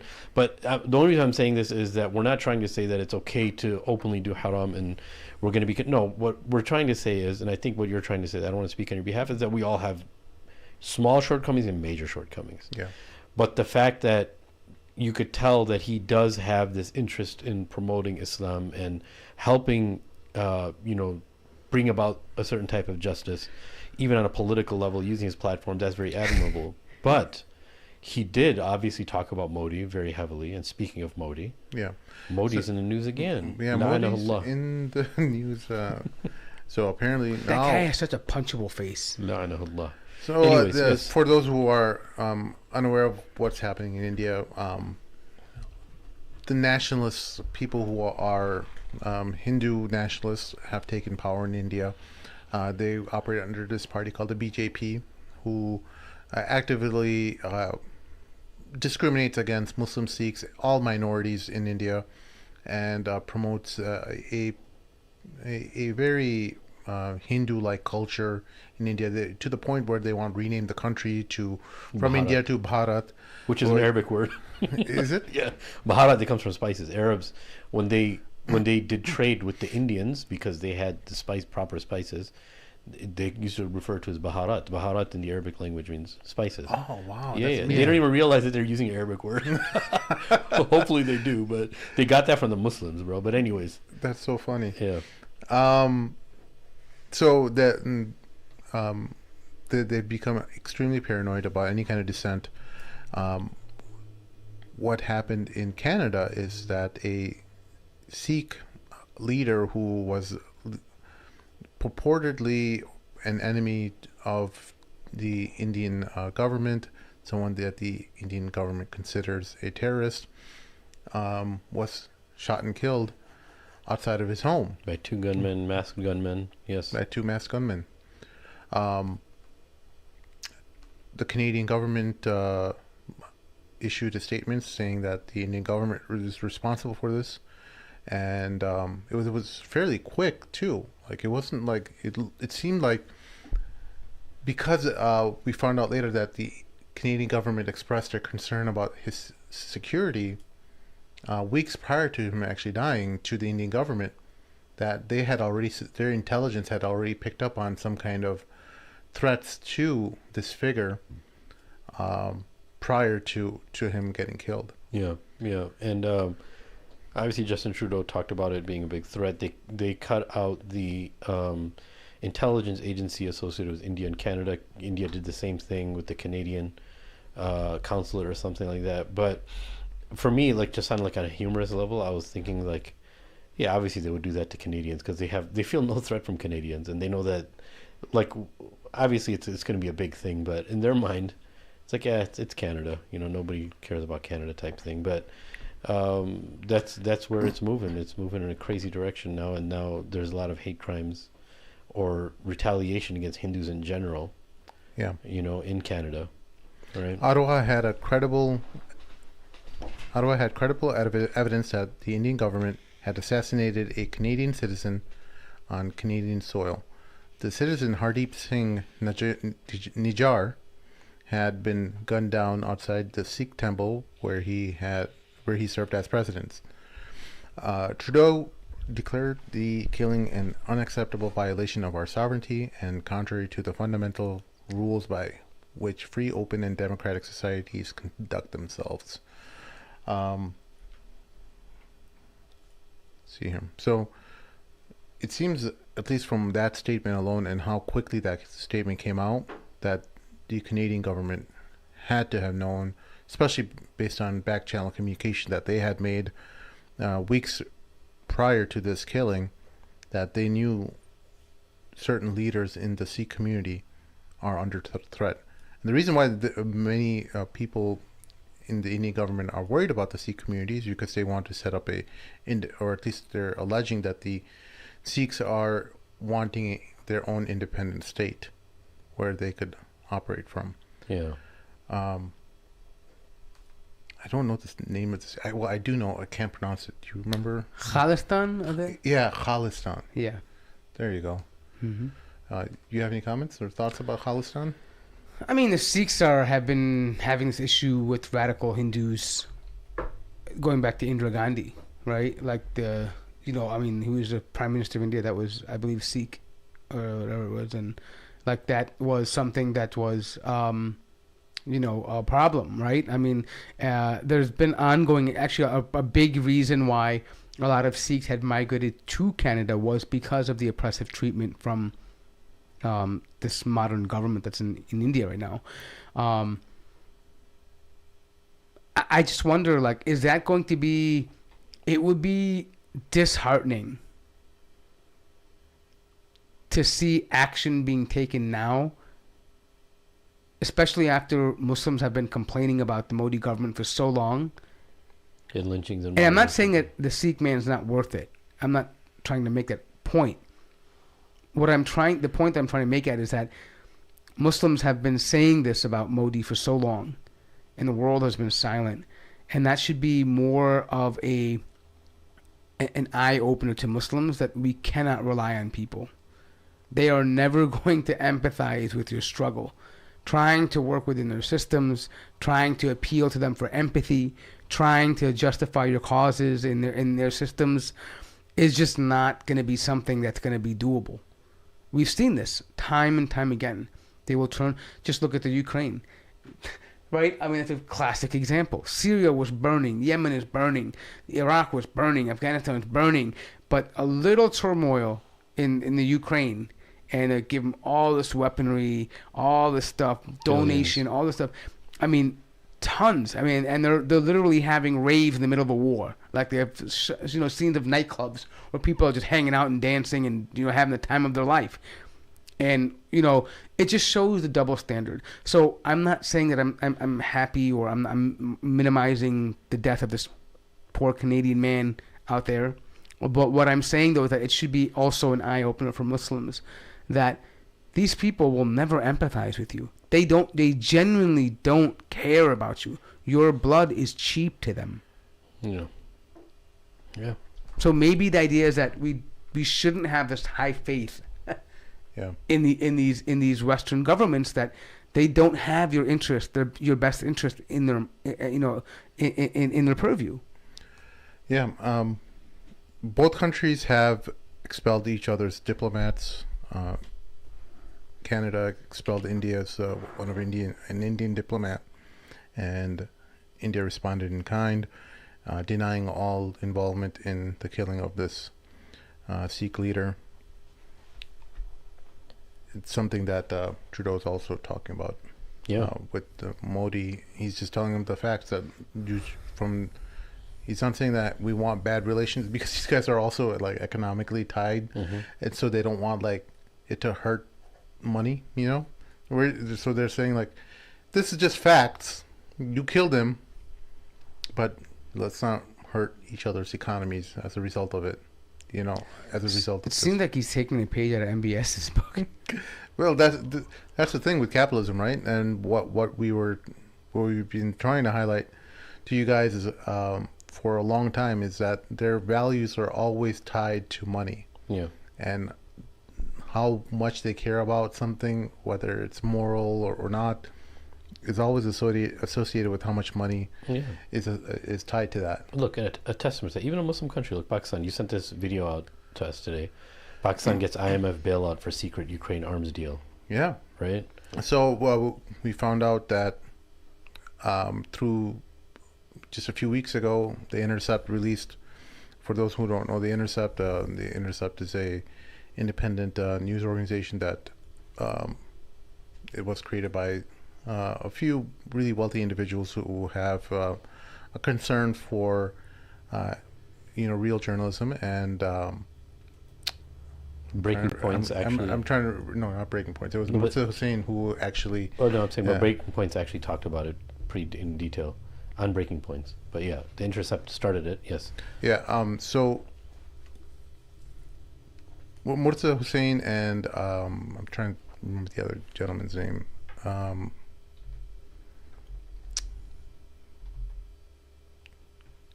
The other journalist. So from New York? No, they both. Anyway, two journalists worked together to find out what's going on between Imran Khan getting ousted from power in Pakistan, based on the communication that the United States gave them.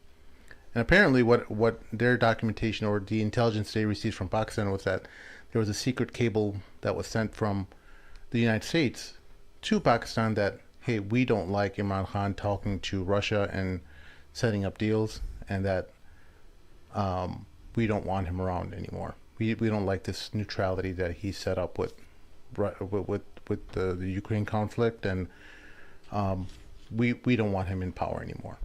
So the United States this is like active evidence that the United States actually sent directions to the leadership in Pakistan, leadership meaning the army, who controls pretty much who comes to power and who doesn't, who they dictate the terms of how they interact with the public. It's effectively showing the fallacy of the Pakistani democracy, that it's just a farce, that it's the United States actually dictating these people. And people would, when you would talk about this stuff 15, 20 years ago, calling them, when we would try to talk about these rulers and leaders being puppets of the United States, people would roll their eyes like, oh, come on, how could the Americans dictate who comes to power and who doesn't? This is how they do it, because they make sure that the leaders or the military officials, they come to their Western institutions, West Point, other prestigious military institutions. They receive education over there. They get indoctrinated with American values and American interests, and they go back to Pakistan and they act and serve in the interests of what the American. It's not like they don't completely care about Pakistani society at all, but when American interests matter, they listen, because they know who put them in power. Yes, sir. And they know that the Americans can take them away. Henry Kissinger had an amazing line. He said, for those who don't know, Henry Kissinger is a former Secretary of State from the 60s and 70s, served under various administrations, and the architect of so much of the chaos of what we see in the world today. He said, and it's amazing that he said this publicly, but being an enemy of America is dangerous, but being a friend of America is deadly to as a country. Like it's because the Americans keep squeezing you for more to demonstrate your friendship. They keep wanting to churn out.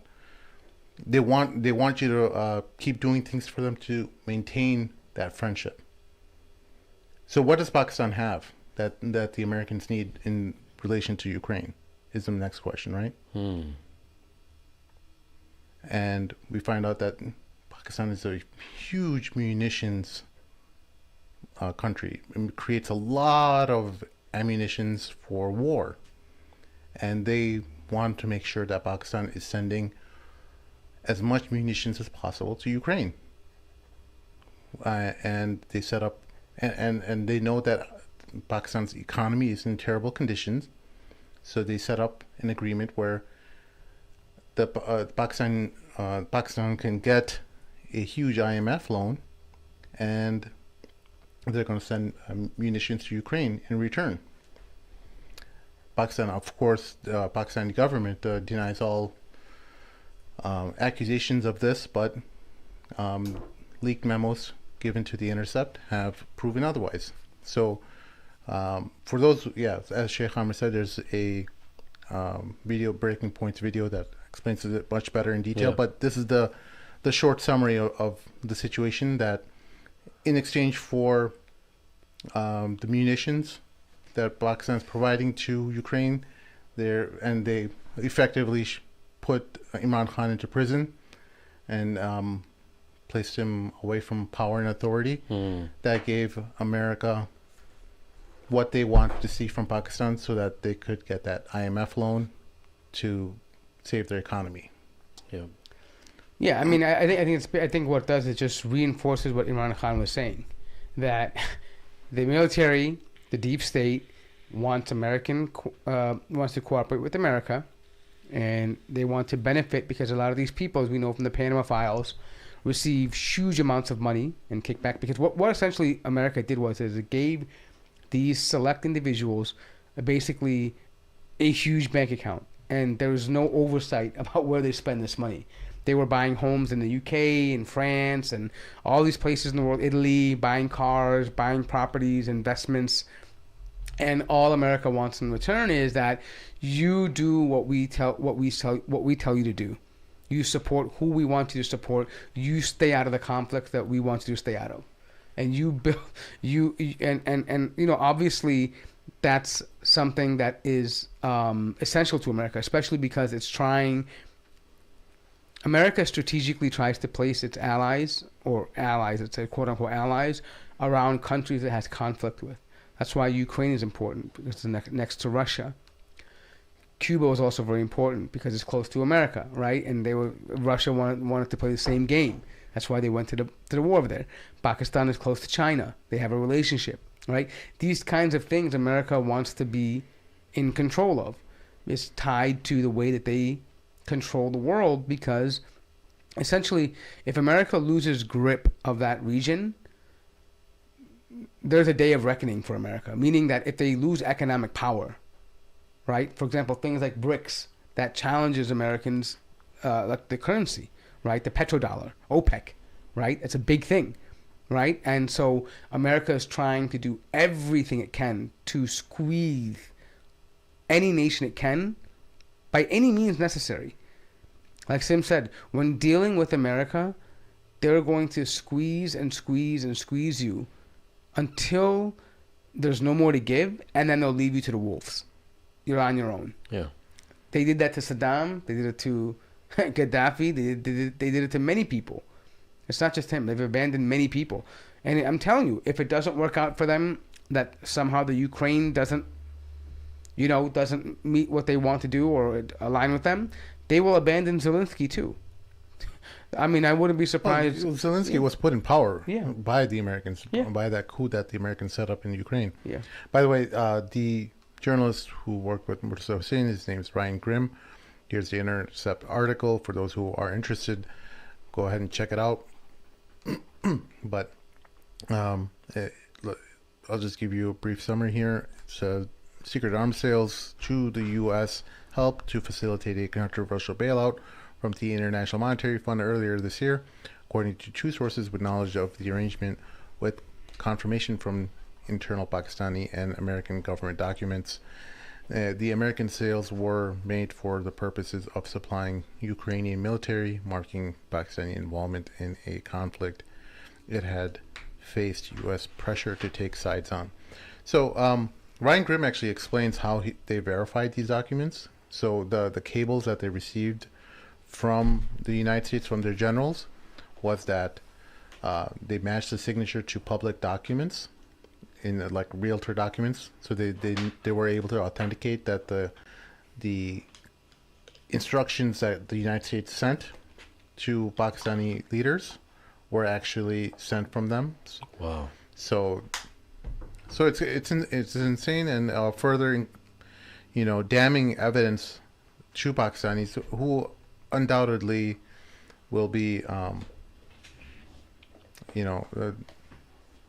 don't know how much faith they have left in Pakistani democracy, but ultimately it's a sad state of affairs when you know that your country's basically taking orders from another foreign sovereign country, and that your country is no longer a sovereign. Yeah. So if we bring this back full circle, I think we're edging to the end, inshallah, right? Yeah. Someone can ask, what's the point of talking about all these things, even on a political level? Like, why are we even talking about this, right? And I think there's many reasons for that, right? Muslims, we have to be aware of our surroundings, right? And this is just one element, you can chime in on this too. One of the reasons why people may distance themselves from Islam or even leave the fold of Islam, unfortunately, is for not understanding their deen itself and not understanding the world around them, because they bring themselves to conclusions of the world around them, and it doesn't really seem relevant to Islam to them, right? And for us to have, so look, we start off by talking about capitalism when we went off on this tangent, and there's that reason. Think of this as an explanation or an example of an ideology which is opposite to Islam, right? Which is very, very different than Islam, and this is the end result. This is the fruits that it brings, and this brings us to our next conclusion: is look, does America have to operate this way in order for us to be afforded these luxuries that we're living in? Is this the route that it has to take? Because we're talking about all these things that have to do with the foreign policy and the capitalism of America, but is it these strategic moves that America has to make to afford us this lifestyle that is in America, or I should say like suburban America and like wealthy areas of America and the 1% of America? Is this what it requires for us to be in certain counties and be in lavish homes, and you know what I'm saying? Yeah, we're all guilty of it, right? Yeah. We're all reaping the benefits of capitalist economies. We're not oblivious to that fact. We know that, the phones that we carry and everything that it contains inside it, all the transistors and silicone and the batteries, the lithium, yeah, is all harvested in mines in Africa and other exploited countries all across the world. And how much do we even think about it when we're buying it? Yeah, we maybe passively think about it, but will we pay $100 more? Would we pay $500 more for a ethically sourced iPhone or Android device? Would you? I mean, would you? Good question. I mean, it's a great something, question. like if you knew that every part in your phone came from ethically sourced materials, would you be willing to pay that extra money? Would you pay your contractors, knowing that you're not exploiting them? I have people who take care of my lawn, and they I don't think I don't know if they're illegal or not, but they charge it as if the rate that they're charging me beats all the contractors that are the new registered terminology businesses. Is undocumented, by the way. It's not illegal. It's undocumented. Undocumented workers. Thank you, Shia. Thank you for keeping me woke and alert. And so I don't know if they're documented workers, but they certainly. I don't know if I could afford them if they were documented. Like if they were, you know what I'm saying? Yeah. Things we are benefiting off the backs of people who are in a worse situation. Yeah, of course. So if someone was to ask you, okay, look, this podcast, why are you talking about the games that are at play? What's the point of that? What's your mission? What's the goal in all of that? Well, I'm saying that people ask that all the time. Well, I mean, fundamentally, you want to be aware of why things are happening the way they are in the world, right? A populist leader like Imran Khan all of a sudden is out of favor and going to jail and prison. Someone who, if you ask anyone in that country whether he's an honorable, honest individual, most people will say yes, in general he is. And that he accepted gifts or bribes from foreign states. It's just it's ridiculous when a man that has all the money in the world, and that he would need or want to accept gifts from another country and make it his, it just doesn't add up. And when you understand that the democracies that the United States is purportedly wanting to spread across the world, it's crap. It's like I saw the other day, what's her name? That black girl who is always on all the right wing shows and stuff. Candace Owens. Yeah.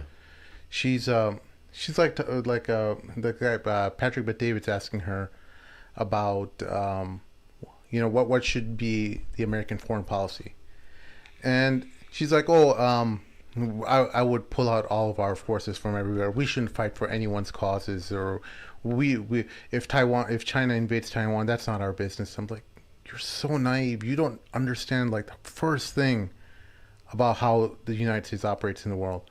They're not. She's literally believing the cover story that America is interested in democracy in Taiwan.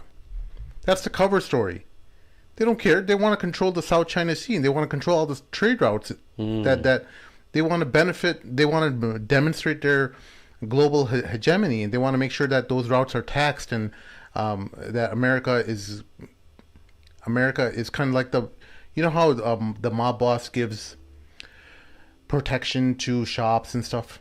Remember in the gangster movies, they say, hey, we'll give you protection and you pay us a fee. You give us these deals, these trade deals and stuff like that. So the mob bosses, they would say, hey, give us a fee every month and we'll make sure no one messes with your store. If anything happens, we'll take care of that.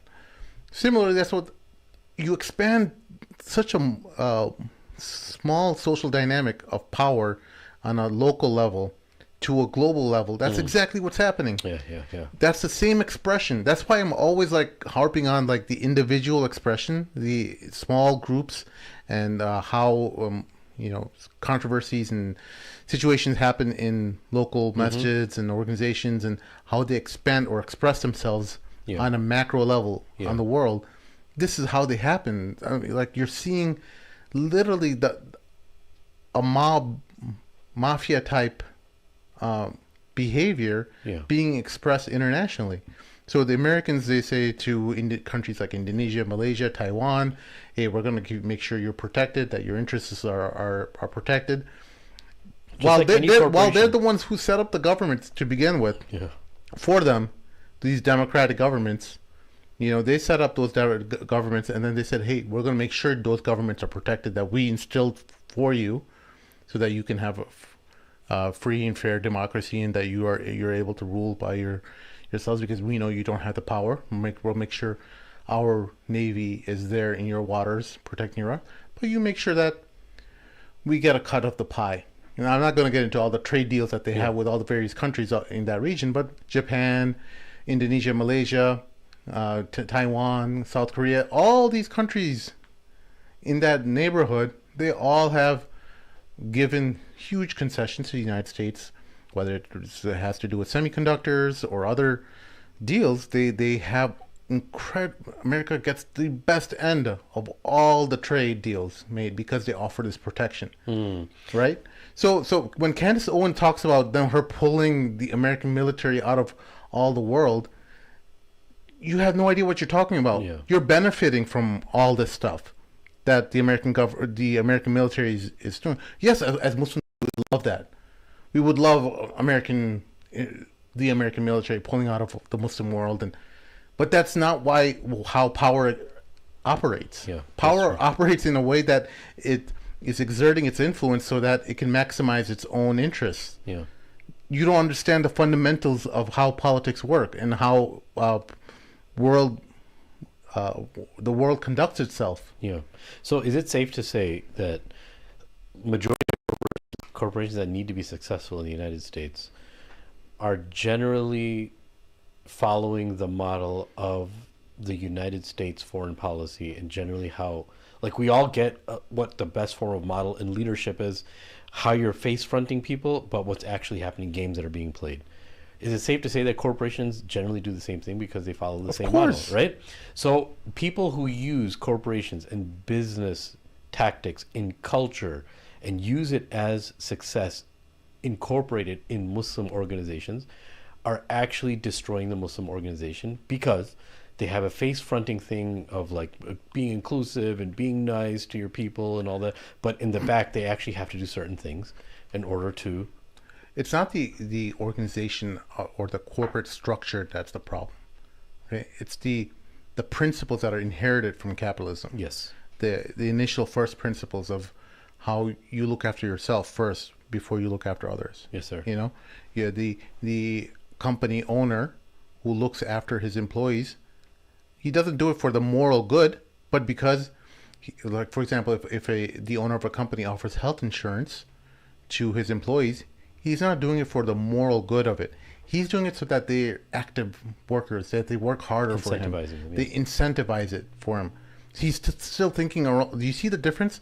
There's the moral principle of providing health insurance. That's how we as Muslims would look at it. This is like the right thing to do, that you make sure that the people who need, that are under your company are protected. They have the basic rights and privileges that every human being should have.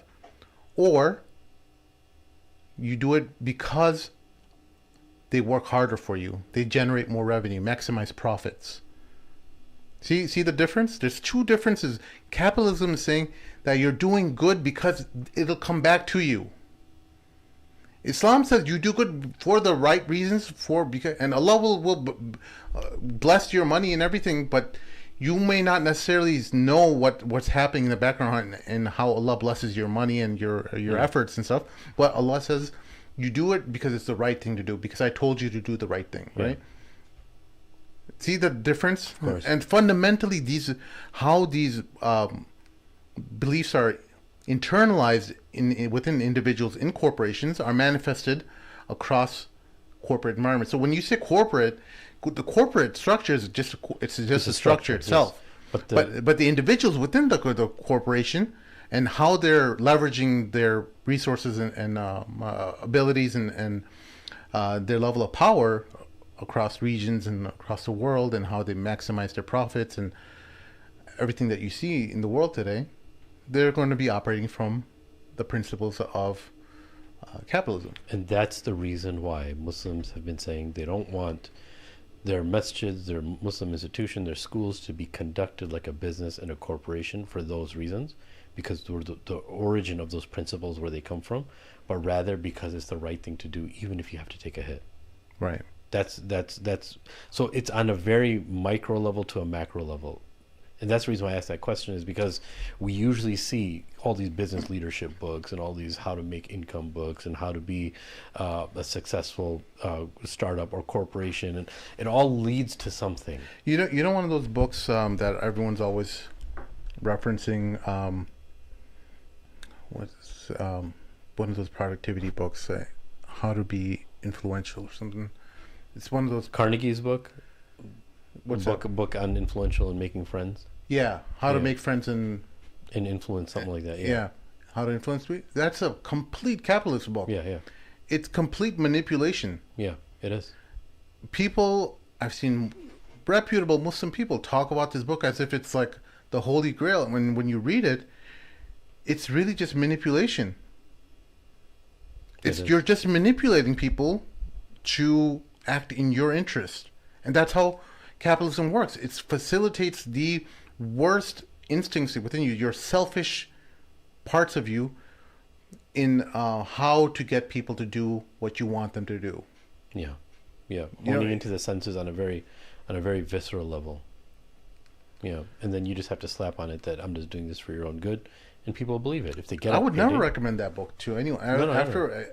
When I was a few years ago, I just didn't know any better, and I may have encouraged talk about that book, and thought that book was good. But then I looked at it from the lens of a Muslim, and I'm like, wait a second, this is completely antithetical to how a Muslim should behave. This is not about you don't make friends or influence people for your interests and stuff like that. This is not like how a Muslim operates. Yeah.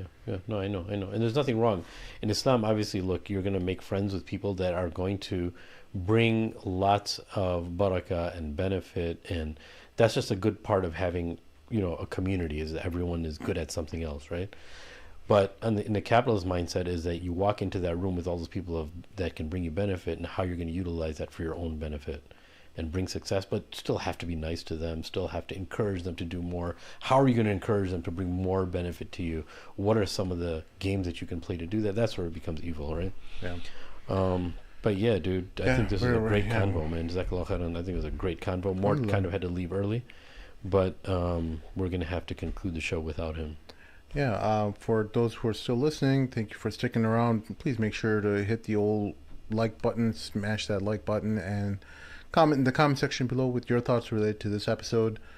Do you agree with what's going on in, or at least our analysis of what's happening in Pakistan? What kind of khutbahs do you think are acceptable? Is talking about fapping and pornography in a khutbah unacceptable to you? If so, talk about it in the comment section below and let us know your thoughts. We have lots of entertaining episodes coming up in the next few weeks. We really hope you guys tune in and stay in touch with us through our Instagram at the Mad Mamluks, and you can also send me a friend request on Facebook, where I'm always just throwing my random thoughts and memes on. I don't know if I can accept anymore, but you can just hit follow at least. But yeah, I'm really happy that you all stuck around, and hopefully see you this weekend. Inshallah, we're gonna have another episode Saturday around 5 p.m. CST approximately. With Harrison, the Indonesian brother, and then we have Harrison, beautiful brother out of Indonesia, is coming to visit us. Hopefully he can give us some stories about his journey. And Samir from Samir Eats is going to be coming in as well on Sunday. Around 7 p.m. CST. Yeah, popular food reviewer off Instagram. He was on one of my favorite shows called Succession on HBO. Have you watched that show? I have not. No. It's a great show. Is it? Great show. I'll check it out. Clean I too. don't have HBO, I haven't seen any nudity or anything in that show. There may be scenes, but it's like. So what was he in that for? Or maybe we can talk about it when he gets. But he was just kind of like a background character. Got it. Yeah. So, that's dope. Yeah, it was cool to see him though. But yeah, I'm excited to have him. We'll see y'all this weekend. We'll see. Assalamu alaikum.